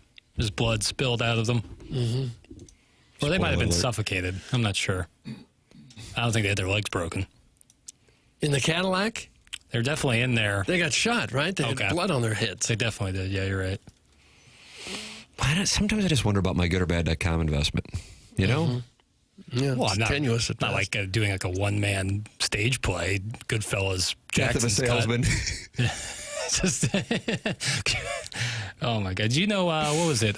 Bronx Tale was a one-man show. Cologino. Yeah, it was just a one-man show. Parliamentary. Yes, that was just a one-man show, and then they turned into a movie. If Big Al were to do a one-man show, I would go and I would pay top dollar for it. Big Al, kind enough to join us right now on the Collier and Thompson phone lines, I gather, with his St. Louis Blues uniform review. Good morning, Big Al. Absolutely. You know it. This is a boy that's going to be buried in a signed Pat Maroon jersey. And I told my son, you put me in a suit in that coffin, I'm going to come back and stick a finger right up your hoo-hoo. Oh. So don't even think about it, you little nerd. So how you guys doing? Boy, you came out hot. You came in hot. Yeah. I love the new jersey, the new sweater. That goes back to my time, that crooked blue note. Yeah. That's my time. So I may switch up and put that on when I'm in my coffin. I don't know. Well, I can't put it on. I guess they'll have to. But you know how that is. You're going to wear a After they Blues break jersey my legs and arms. in your coffin. Yeah, absolutely. Really? Hey, I bleed blue, I die blue. So that's Okay. it. You know, Okay. I bleed out and then I go. Because my son, little Blake, and you're listening, you better put me in that dang jersey. And when Beer Cats and all my buddies, Biff and Chairman Kurt, who won't talk to me and even say bye to me at my coffin, all those people, you know, then you're going to see me in that jersey. Otherwise, you're just going to be held to pay. So how you doing, Doug? Well, I'm fine. What hell are you going to dish out on if you're dead? I think he mentioned it. I got contingent. I got a sleeper blues cell, so they're gonna handle my business. Okay. So Blake knows better. So All right. and I've been hatfished before. It's not fun. So Okay. I know that. How you doing, Jackson? Good, man. He's fresh off a trip to Cape Cod for an old money wedding this weekend, Big Al. Big shootings, man. You better you better wear some nice stuff there. Yeah, just got back. I got some jean shorts with some fringe. It still might fit you. It's a good look. You've been to the Cape, Big Al? No, sir, I have not. No, have not. But I just want to tell you, I've been hatfished, and it's not fun. You know, especially really? the trucker hats. Looks like they've been run over by a truck. And Beer Cats, you need a face cover, not a hat. I just want to throw that out there to my buddy. And bald is beautiful, right, Tim? Well, I mean, I don't really have a whole lot of choices in the matter, Big Al, to be candid with you. But, you know, I'm battling through the adversity. Yeah, well, I'm not bald, but you could consider me bald. But, you know, Doug, you're right. Women don't care. Or was that Chairman? Who was that? Said that. I don't think Women they don't care. I think men are probably more self-conscious than they need to be. Yes, absolutely. Because look at me. I am beautiful, and I pull more ass than a ranch hand on a donkey's farm. So don't worry about it, man. We're fine. Please. So I just wanted to say, Blue Notes, boys downtown, Zims, my buddy Stills did a great job. You'll be getting some more of my money, and I'll be wearing them, and I might even die in it. So I'll let you guys know about that. Back to you, Jim. Talk to you later, boys. Well, all right. Jim Neighbors? I guess. I might even die in it. That's a great thing. Big Al, nobody is going to want to see you, Al, get turned to ashes. That's from Starfish Street. And, Doug, they are not happy with the call in the Air Comfort Service text inbox. Well, they should be. He's a long-time caller, and we enjoy it when he calls. Are you a proponent of burial? As opposed? I guess cremation. I don't know. I guess. What do you want done, Doug? I guess bury me. Yeah. What do you want to wear? Well, I hadn't really thought about it too much. I guess a suit of clothes. So antiquated. Somehow I'm thinking kind of like Ted Williams, that maybe as years go by, they can take a bit of my DNA and bring me back. Is human taxidermy a thing? I'd stuff you and just put you on my little mantle. All right, that's enough. I don't believe it is a legal thing to do. I don't think that. If it is, it shouldn't be. No. Do you think anyone's ever walked by an open casket and saw what the dead was wearing and said, tacky? Probably so. No I good. agree with Doug on that. Probably so. No good. Yeah. Mm-hmm. Wow. Cliche. Black suit. Your thoughts are welcome. 314-399-9646. You also can email in for our Design, Air, Heating, and Cooling email today, the morning after, at InsideSTL.com. You can always go back and podcast via the Schaefer Door Company podcast. Schaefer Door is Jason Gossrau's company, and Schaefer Door is a longtime TMA sponsor, and it's great to have them on board. Schaefer Door is spelled the following way: SCHAEFER door.com. Jason has set up a number specifically for TMA listeners, and that number is 636-782-3608. You can call it or you can text it. They service all kinds of garage doors for service and new installs with LiftMaster. LiftMaster is garage door openers, strong, quiet, and versatile. They have Monday morning standby service for the doors that break over the weekend, and they service commercial doors as well. So if you run a business or a warehouse with big, tall doors, Schaefer is experienced in these types of jobs. Go to SchaeferDoor.com or call or text 636-782-3608. Schaefer Door, a LiftMaster partner. Doug, so much still in this Stiefel dossier. Jackson has the rankings of MLB's top 50 trade deadline candidates. Top 50? Mm-hmm. We got to come up with the names of all 50. Again, this is the top 50. Then there's clearing the deck. Oh, yeah. What is the biggest faux pas one can pull on an airplane? He's given us a list. I guess he must have experienced something either to or fro Logan International en route to Lambert Regional, so we'll find out there. And then we got the Design, Air, Heating, and Cooling email today. Now you've been briefed on what's to come on the Stiefel dossier here on TMA, presented by Brown & Crouppen, 101 ESPN, and the TMA YouTube channel.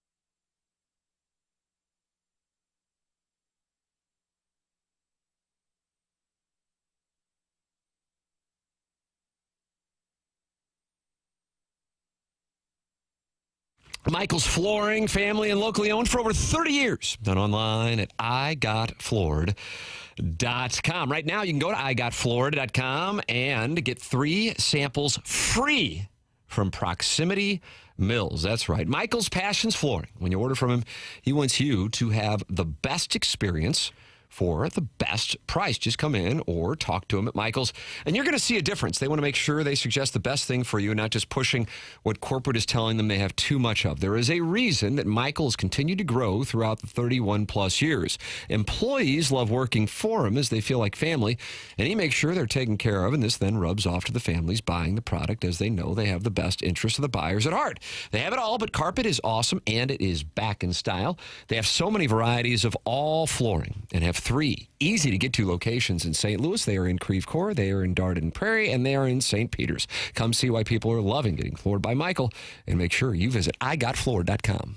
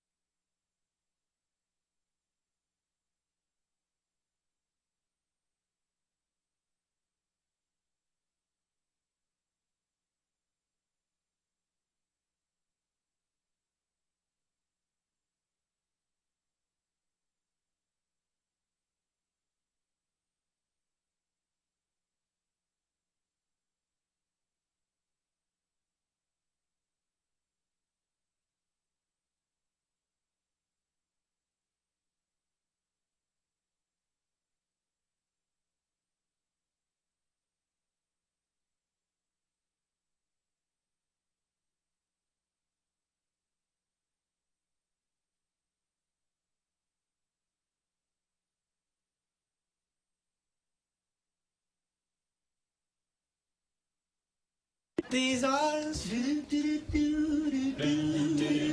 cry every night for you. These arms they long to hold you again. Boom, boom, boom. The hurting's on me. Don't hurt yourself. And I will never be right. You gave a promise to me, and you broke it. You broke it, honey. These eyes are crying. These eyes have seen a lot of love, but they're never gonna see Bring it another home. one like I have with you. Who are these rascals in the background? This is Michael Cera in Superbad when he gets stuck at a party and a bunch of guys go in there. There might be some horse involved. And they kind of haze him into singing songs a cappella because they think he's a different guy. You're that guy's brother, the guy who sings, and they make him sing. Oh, it's so funny. I don't know how you would have gotten through that as like an extra sitting there and not just break here and that. No extras. It was like Martin Starr. It was a lot of the Freaks and Geeks guys in that scene. Judd Apatow, his clan. Really great stuff right there. Okay. I have more a cappella if you'd like. I think we heard plenty. Fair enough.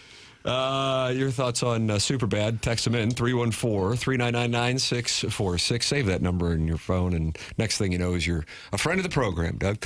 You can also watch the show and talk it over at youtube.com/TMASTL. The new hat I am wearing that is able to be seen at youtube.com/TMASTL is from the Blues as they unveiled their new logos and new sweaters this morning. And Doug, we have done a Gallup poll on Twitter. Yeah, boy. And 87.7% is the approval rating of the new Blues uniforms, sweaters, jerseys, pants, shorts. That's about as high a approval rating as you'd get on anything, I think. Yeah. Because usually people are real quick to tell you they don't like something if it's the slightest bit out of their taste. But 87%, that's awfully good. Yeah, it's a high approval rating here. This morning, you can take a look at it if you're interested in some of the new merch, too. It's at stlauthentics.com. And a lot of ladies are texting in and saying how this hat color matches my ocean eyes, as Billie Eilish described them in her song from, was that 2016 when she wrote that? Is that really? Yeah. Wow. I just don't know the years. 2016, Jackson? Is that really when she wrote it or the song came out? 17. 17? Okay. Yeah, but she wrote it in 16. It came out in 17. Yeah, it's fair. Thank you. Doug, you wanted the list of the top 50 trade candidates? In what sport are we talking about? Baseball. The only Cardinals are one off that's this playing. win. Okay. Now let's see what's going on. Do you want to? It's from ESPN.com. It's the top 50. Oh, my 50 goodness. You want me to pinpoint the exact name that they... Let's try to get 42. Number 42. Okay, Helsley. I will. No, that's ridiculous. Oh, he's 23. How many Cardinals are on the list of the top 50 trade candidates as written just this morning on ESPN.com? Did you say how many Cardinals? That's right. St. Louis baseball Cardinals. Let's see. I'll say 6. You're correct. Is it really? Nicely done. Wild guess. But you might be surprised who is the highest ranked. As in, who is the best player on the trade market? I don't or know. who is the most likely? I have to be honest with you. I don't like the list. I don't like the whole premise of this. I don't know what the number next to the player's name means. Because the number 21 has a 30% chance of being traded, and the number 22 has a 40% chance of being traded. So I don't follow the numbers. I don't know how that works. Nolan Arenado is ranked 21st. Now, what that ranking is based on, I don't know, but I do believe in it. I don't believe in it. Give him back. The chance of him being traded is 30%, according to ESPN. They write Arenado is a career best at strikeout rate, and he's still an above-average defender, but his power and patience are both trending down to around the worst of his career. His patience? Yeah, that's the patience stat.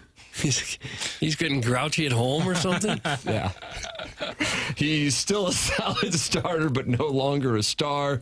And the team taking him on a deal would still have to pay him like one, potentially complicating any deal, a full no-trade clause. Doug, there are 4 teams listed as the best fits for Nolan Arenado. No. Would you like to guess what 4 teams? How about Boston? No. No, of course not. I give up. I don't even want to guess anymore. Because that's all it is guessing. Talk about the herd. Who needs a third sacker? I don't frankly know. Got to do some show prep, man. Okay. On this show, you got to do show prep. Mm-hmm. How about Tampa? No. Of course not. I don't know. I don't know. The Yankees on that list? Yes. Thank you, Chairman. Oh, God. I'll tell you what, I'm excited for this Brewers series. I'm not. Why would the Cardinals trade their top guys now, 3.5 games out of first place? Well, it's only 30% chance. Why would it be that high? If you're the Cardinals, are you going to tell your fans, 3.5 out, we'll never make that up in 80 games? You can ask Jeff Passan that, assuming he'd take your call. Yeah. They're filling up space on a website with this. Boom! That's what they're doing. But that means you're accusing Jackson of filling up space on the Stiefel dossier with this. Yes, I am. I don't like how the number 1 is Alex Bregman, and his chance of trade is 10%. Well, why is he number 1? Does that mean he's the best player on the trade? I guess like I said, I don't know what these numbers next to the players' names mean. They just signed him. I think it's probably best players. Just like they say, they're ranked by value for their new team if traded, not likelihood of being dealt. Okay, that's fair. what the ranking is. So Alex Bregman would be the most valuable possible trade candidate. That makes sense. Well, why wouldn't Shohei Ohtani be the most valuable trade candidate? I don't think they think he's going to be moving. So I don't think Bregman is either. They just signed him. 10%. According to who? Passan. I think the Dodgers need some of that $700 million to move Ohtani right now. The one that is ranked the highest and also considered likely to be traded, Sandy Alcantara. Yeah, the Cubs are listed as the top team that he could go to. Now, this one fascinates me. Freddie Peralta is ranked 4th, and the Cardinals are listed as a possible landing spot for him. Oh, sure. That's what the Brewers are going to do. Send their best pitcher to the Cardinals in the middle of a pennant race. Sure, that'll happen. This is a lousy list. But yet, Nolan Arenado is going to either the Yankees, Tigers, Brewers. Oh, let's do 1 for 1. Peralta for Nolan, straight up. There you go. There you go, Doug. A little swap. I don't mind that move. You think the Brewers will I got to be honest with you, I don't mind that move. It'd be great. Peralta for Arenado. Yeah, why would they do that? We'll throw in something. Helsley is ranked 23rd. Chance of him being traded is 30%. The Dodgers, Phillies, Diamondbacks, Yankees, and Tigers are listed as the likely landing spots for Ryan Helsley. Eric Fetty is ranked 30th. 50-50 chance of him being traded to the Padres, Blue Jays, or Astros. Additional Cardinals following. Let's see. Phil Maton is ranked 45th, and Steven Matz ranked 50th. I apologize. 5 Cardinals on the list, not 6. Okay, it's all made up. It's all totally I just gave you the rankings. I gave you the and data. the rankings are made up. I could come up with some rankings, too. They would also be made up. That's a serious charge. Yeah, seriously. Who's the top catcher on this list? Yeah. How do we get him? Question. That's from MD 2020. Great question. Jackson, you want the Cardinals to carry 6 guys who can catch? At least. I think it should be every other hitter. Let's see. At the not many catchers. See, everyone's holding on to them because all they do is rake. They're going to start building their entire rosters around the catching position. I don't see a single catcher on this list. There's not one catcher on this list. Is there anyone who used to play catcher? Because they'll do. Don't say Wilson play Contreras. catcher. We don't say, did you used to play catcher? What do you say? You say, did you used to catch? Used to catch? Yes. Yeah, right, Doggone it all. Mr. Semantics over here. Well, no one ever says, did you used to play catcher? Some people say, let's have a catch. And that's wrong, too. Or That was be a Kevin catcher. Costner. Be a catcher would work. Be a catcher's fine. Catch, I used to catch. It's fine. You never say, I used to play catcher. Okay. You don't say, I used to play pitcher. I used to pitch. They got good pitching. They got good pitching. They got good pitching. They We got got good good defense. catching. Yeah, no, everyone's holding on to him. Everyone, because they know the Cardinals are after him. They don't want to give up all their catching to the Cardinals. Yeah, we figured out we cracked the code. That song said it. Doug, and then also, before we have our Design Air Heating and Cooling email of the day, Jackson has clearing the deck in the Stiefel dossier. Jackson, you have this question. Yeah, the biggest faux pas one can pull on an airplane, or maybe the one that bothers you. We, of course, have the classic sky pigger, who, once you reach cruising altitude, rewards themselves with some sort of treat. I was sitting on the plane yesterday, full flight, on the way to, almost empty flight, full flight coming back. And my friend was on the aisle. I was in the window, and in between us, you couldn't draft a better person to be in the middle.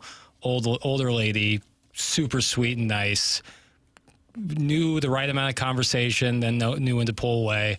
And then right when we got to cruising altitude, out came a snack. Oh. And it's just that my heart dropped. But hasn't almost everyone done that at some point? This one was a fork and knife. It was a salad. There was some sort of compote on there that was quite ripe. Compost? Yeah, compote. I don't know if it was trash. She was hiding an entire salad somewhere in her purse. Whole salad. Right? Whole salad. Holy crap. Fork and knife, feta cheese. Not ideal. I was like, oh, And man. you said, we got to cruising altitude. This is when I'm going to look around and see when somebody's going to reward themselves for getting to cruising altitude. And lo and behold, it was just to my left. So that stung. So that was a sky pigging. Then we heard about this last week. I call shoeless Joe Jackson, someone who likes to peel off the shoe. I saw it. Now, that happened in planes, trains, and automobiles. Yeah. And that's what you ran into yesterday, too? No, I didn't see that on either of my flights, but I have heard. You call that shoeless Joe Jackson? I have seen people take off not only their shoe, but their sock as well. Oh. And that's awful. Yeah. That's terrible. Don't do that. I also saw yesterday in a different area what I call the seat spreader. So the person who gets the middle seat, they probably have C boarding in the Southwest, and they feel that because they're taking that middle seat, they have that row is theirs. They're spreading out their legs. Row? They're spreading out their legs. No, I think the armrest should be theirs. Armrest is theirs. Yeah. We're in agreement there, Doug. Armrest is theirs, but their legs are spread out. Akimbo? Knees encroaching on other territory. And I get that the window and aisle have more room to operate, but let's be civil here.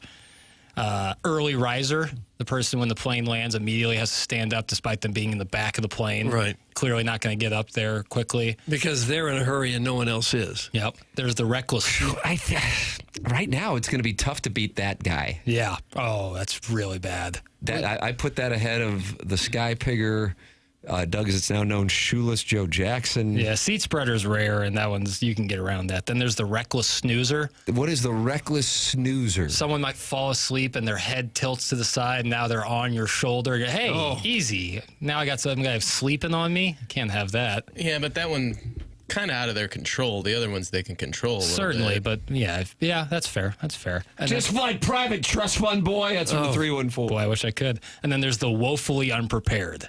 That's the opposite of the early riser. It gets to their turn to leave, and they have no idea where their bag is in the overhead. And it's going to take them a long time. They haven't found their purse. They're taking. Okay, you've seen. We've been sitting here for 15 minutes getting ready to deplane, and you're just now getting all of your stuff ready to go. You get 5 seconds, 10 seconds tops, and then next person's up. What's wrong with someone eating a salad? At least it wasn't some whale inhaling a Burger King combo meal. That's from Sharon and Clayton, Doug, and she doesn't want people eating the Burger King combo meal, which oftentimes flying out of Lambert Regional you will see. Sharon, we get that you're into fitness. It's totally respect to you. It doesn't have to be everything here. Wow! And I respect Sharon and Clayton. But you're missing the point. The point was there was other stuff in the salad that was a little more fragrant. And it was also once we reach cruising altitude. I mean, as soon as that ding happens and the pilot says we're at cruising altitude. Because that's when you reward yourself. Out comes the treat. But you're just sitting there, and now you're past the takeoff. And you're just, what is there to do but eat? Salad is not the worst. Play golf rival? No headphones. The salad is not, that's also a bad person. The person who listen, that actually, I think they have a rule against that. Playing like a video or something with no headphones or music with no headphones. Yeah, they tell you to silence your phone. I sat next to a girl once who she had a giant bag, carry-on bag, that she was in the middle seat. I was on the aisle. She put her bag in front of hers, as she should, and then put her feet where my feet go. Oh, and that's no good. Yeah. No. Oh, yeah. Just like, well, she said, I don't have any room, so I have to go over here where my feet were. Oh, the displacer. Can't have that. Yeah. The displacer is no good. I don't like when The people gall. I don't like when people touch my bag. Oh, really? Like if it's in an overhead bin, I have it in place, and now you're going and moving just to fit yours in there. Yeah. Don't touch my stuff. That's fair. Sorry you had to fly with the commoners. Next time, take Daddy's PJ, you Ledoux Ram brat. That's from your mom's lesbian lover. Gosh. I think it's always a good, maybe once a month, to remind people that we'll do is a public high school. I went to a public high school. Kind of.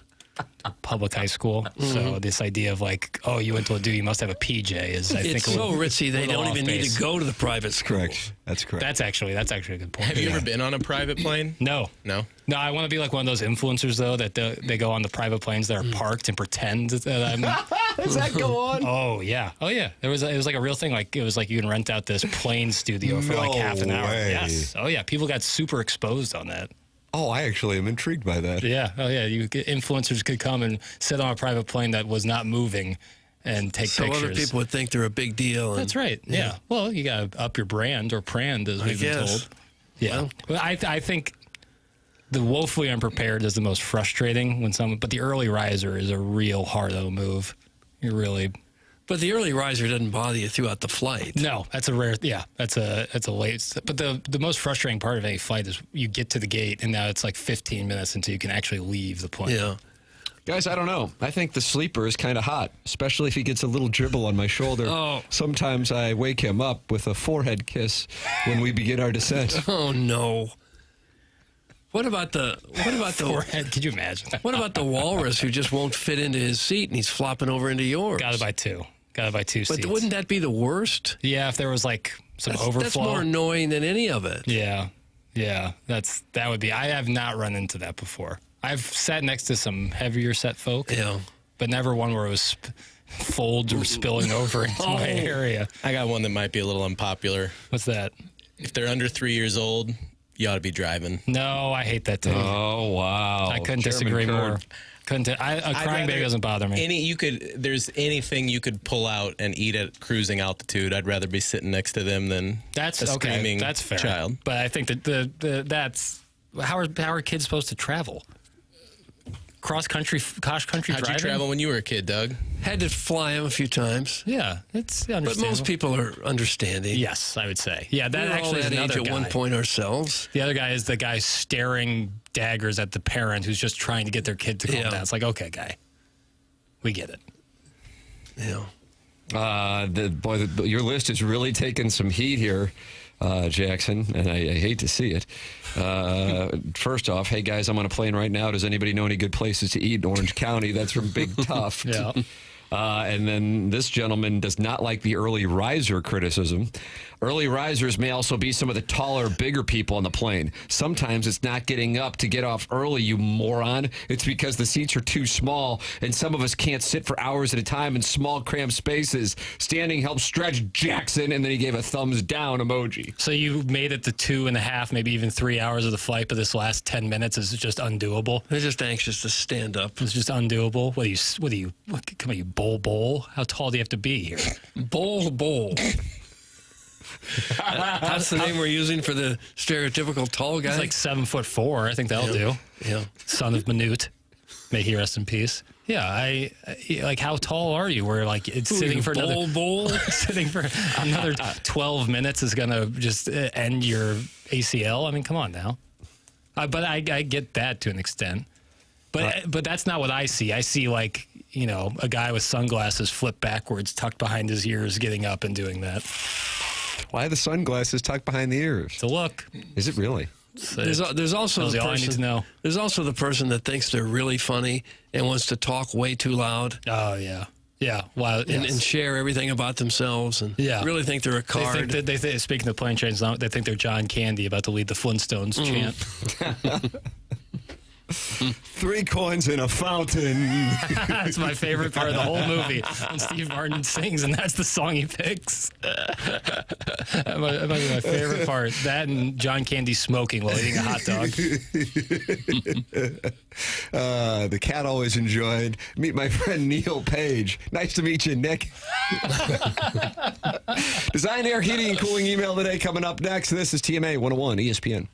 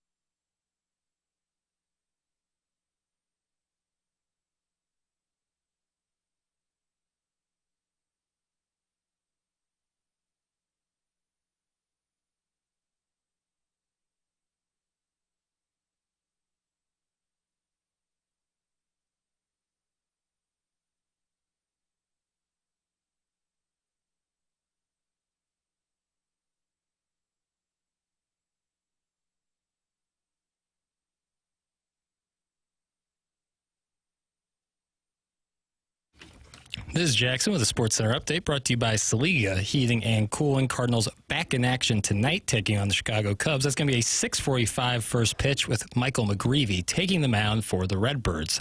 That was another Sports Center update brought to you by Saliga Heating and Cooling, a Daikin heating and air conditioning dealer.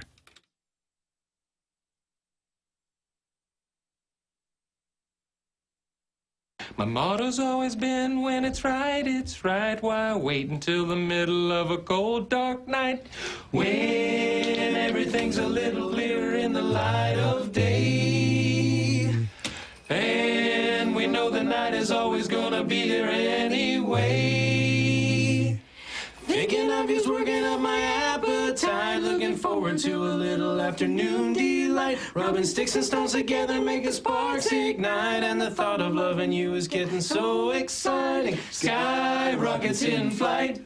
Woo! Afternoon delight. Aw, Doug. You guys have it, I think. Afternoon delight. Was there a music theme today? No, Ron. No. That Just sounds a kind of collection of We lousy celebrated songs. Mick Fleetwood's 78th birthday earlier in the program, but now... Yeah. Well, then I guess he was a one-hit wonder? No, and then played the Superbad acapella, and Doug liked it so much that I thought I'd give him another a little Anchorman acapella. The program's called The Morning After. It's presented to you by Brown and Crouppen. If you're just joining us, we had Chris Zimmerman and Steve Chapman of the Blues on, as the Blues have unveiled new sweaters for the upcoming season, new logos, new color, Doug. St. Louis blue. What would you describe this color blue to the person who can't see it right now? It's on my hat if you're watching on YouTube, and my hat is hot. It's just a little darker than a royal blue, isn't it? I'd say lighter. I would say it's lighter. You I'd say think? it's a little dark, it'd be in between Royal and Carolina, like right in that sweet spot. Okay. I think it's St. Gabriel's colors? Yeah, I think it's St. Gabriel blue. Is that what they copied it after? The Blues took St. Gabriel's colors and made them their own. Is that where we're I didn't going? want to say that to Chris Zimmerman or Steve Chapman, but I think that's what most people are wondering. A lot of banners. A lot of banners. Okay. We just cut to the chase and call it Tim Blue. Oh. More, you're going to, Vaughn nearly went off the dais. Unbelievable. Do you like the Blues' new uniforms? 89.1% say yes in the Gallup poll. On the Twitter tweets, 385 votes on that one. Sharon in Clayton is one of the people to respond, and she gave a vomit emoji, so I guess she does not She like doesn't them. like the uniforms? She does not. Well, some people like things and some people don't like other Think things. about that. 89.1% like them. All right, ladies and gentlemen, it's time for our Design Air Heating and Cooling Email of the Day. Keep in mind, Jerry Big Tank Del Vecchio is your leader. Or no, Buck Swamp is your leader by 1 over Jerry Big Tank Del Vecchio and the Marlins Family Barbecue. There are a few sights more humbling than watching a true gentleman waltz into a wedding reception like he's just been unfrozen from a Tommy Bahama time capsule. And yet there he was, platinum blonde, Ellen DeGeneres haircut, pink quarter zip strangling his neck like a pastel tourniquet, white Nautica blazer draped over a glowing body like a dockside ghost, and the quiet confidence of someone who thinks the parents of the bridesmaid may offer up their precious daughters after he regales the wedding party with his big move, sharing that he's been with a woman who is now married to a man who was once with Gail Vulva 40 years ago.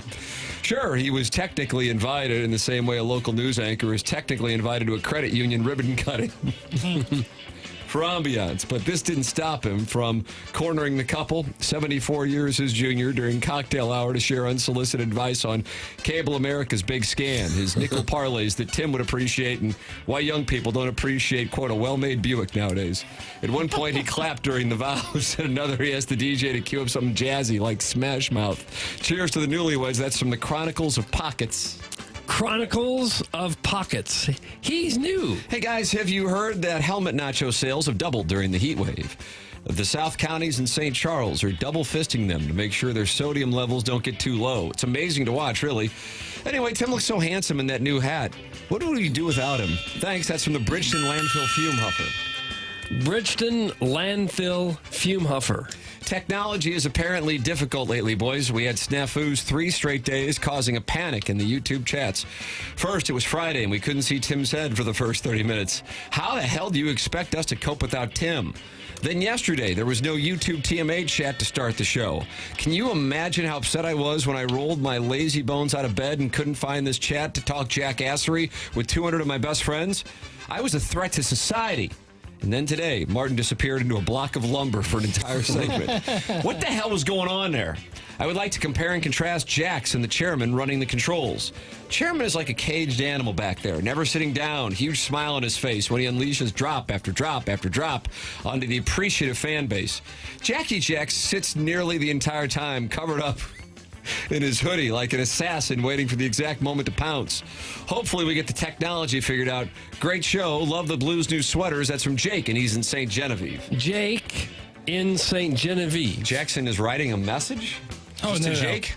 No, I wouldn't write anything to Jake. I appreciate his prose, though. Tim, appreciate the outreach, but after careful review, we're going to decline Big Tank Del Vecchio's sponsorship package. The pitch started with a handshake and ended with him trying to sell us naming rights to the studio ficus. We haven't seen tactics that erratic since Smokestack Benny sold ads for cocktails and conversations in exchange for cans of meat and loose teeth.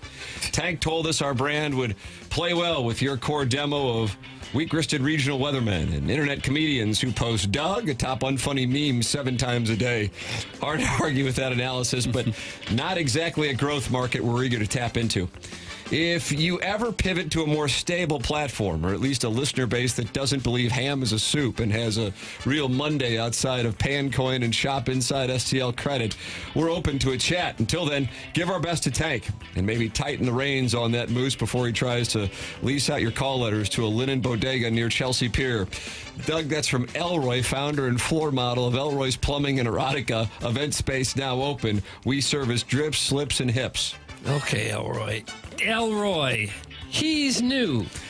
Yeah, I guess we're done talking about Martin Kove biting a Cobra Kai co-star at some nerd convention somewhere in the Pacific Northwest. Aside from Tim, it's really embarrassing how poorly versed the lots of you are on the Karate Kid franchise. MrGoodOrBad.org, UK. It's in UK now? It might have to be. Didn't even know who Johnny Lawrence was.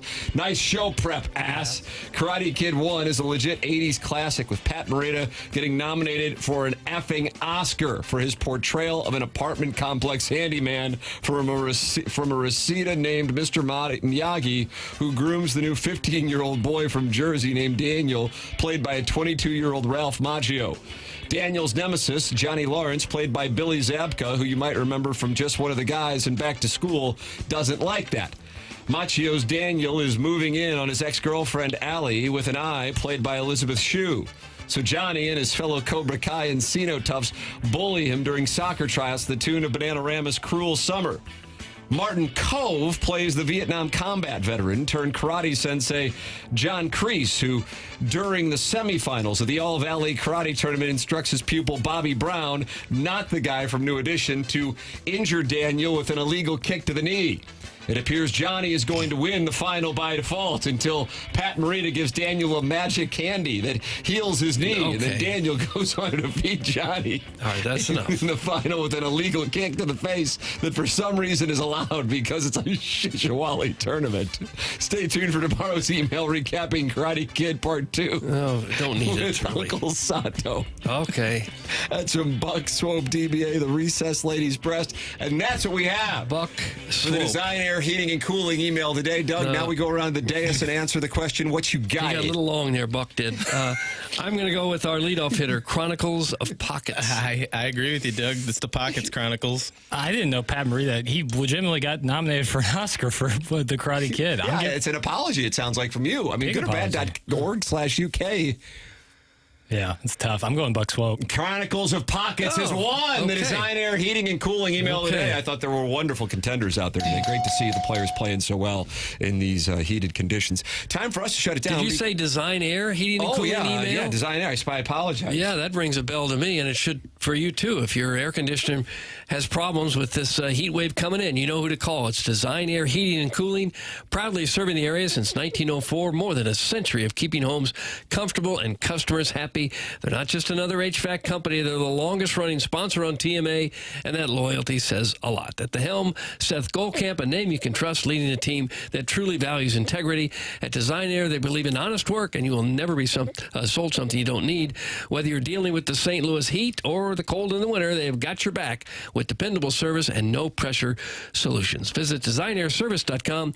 Schedule your service today. Design Air comfort you can count on since 1904, and home of the handsome repairman. Ask for Larry, the Silver Fox. And if you're dealing with low energy and low motivation, fatigue, you're tired all the time, weight gain or muscle loss, especially belly fat, you might want to check out Mentality, because those are symptoms of low testosterone. Mentality is a local healthcare facility that specializes in helping men feel and perform at their very best, with board-certified physicians providing a full physical consultation and blood panel analysis, all during your first visit. Mentality focuses on free testosterone levels, which many doctors overlook, ensuring your treatment is tailored to your body. Energy can come roaring back, belly fat can burn off, and muscle can strengthen. It's Mentality.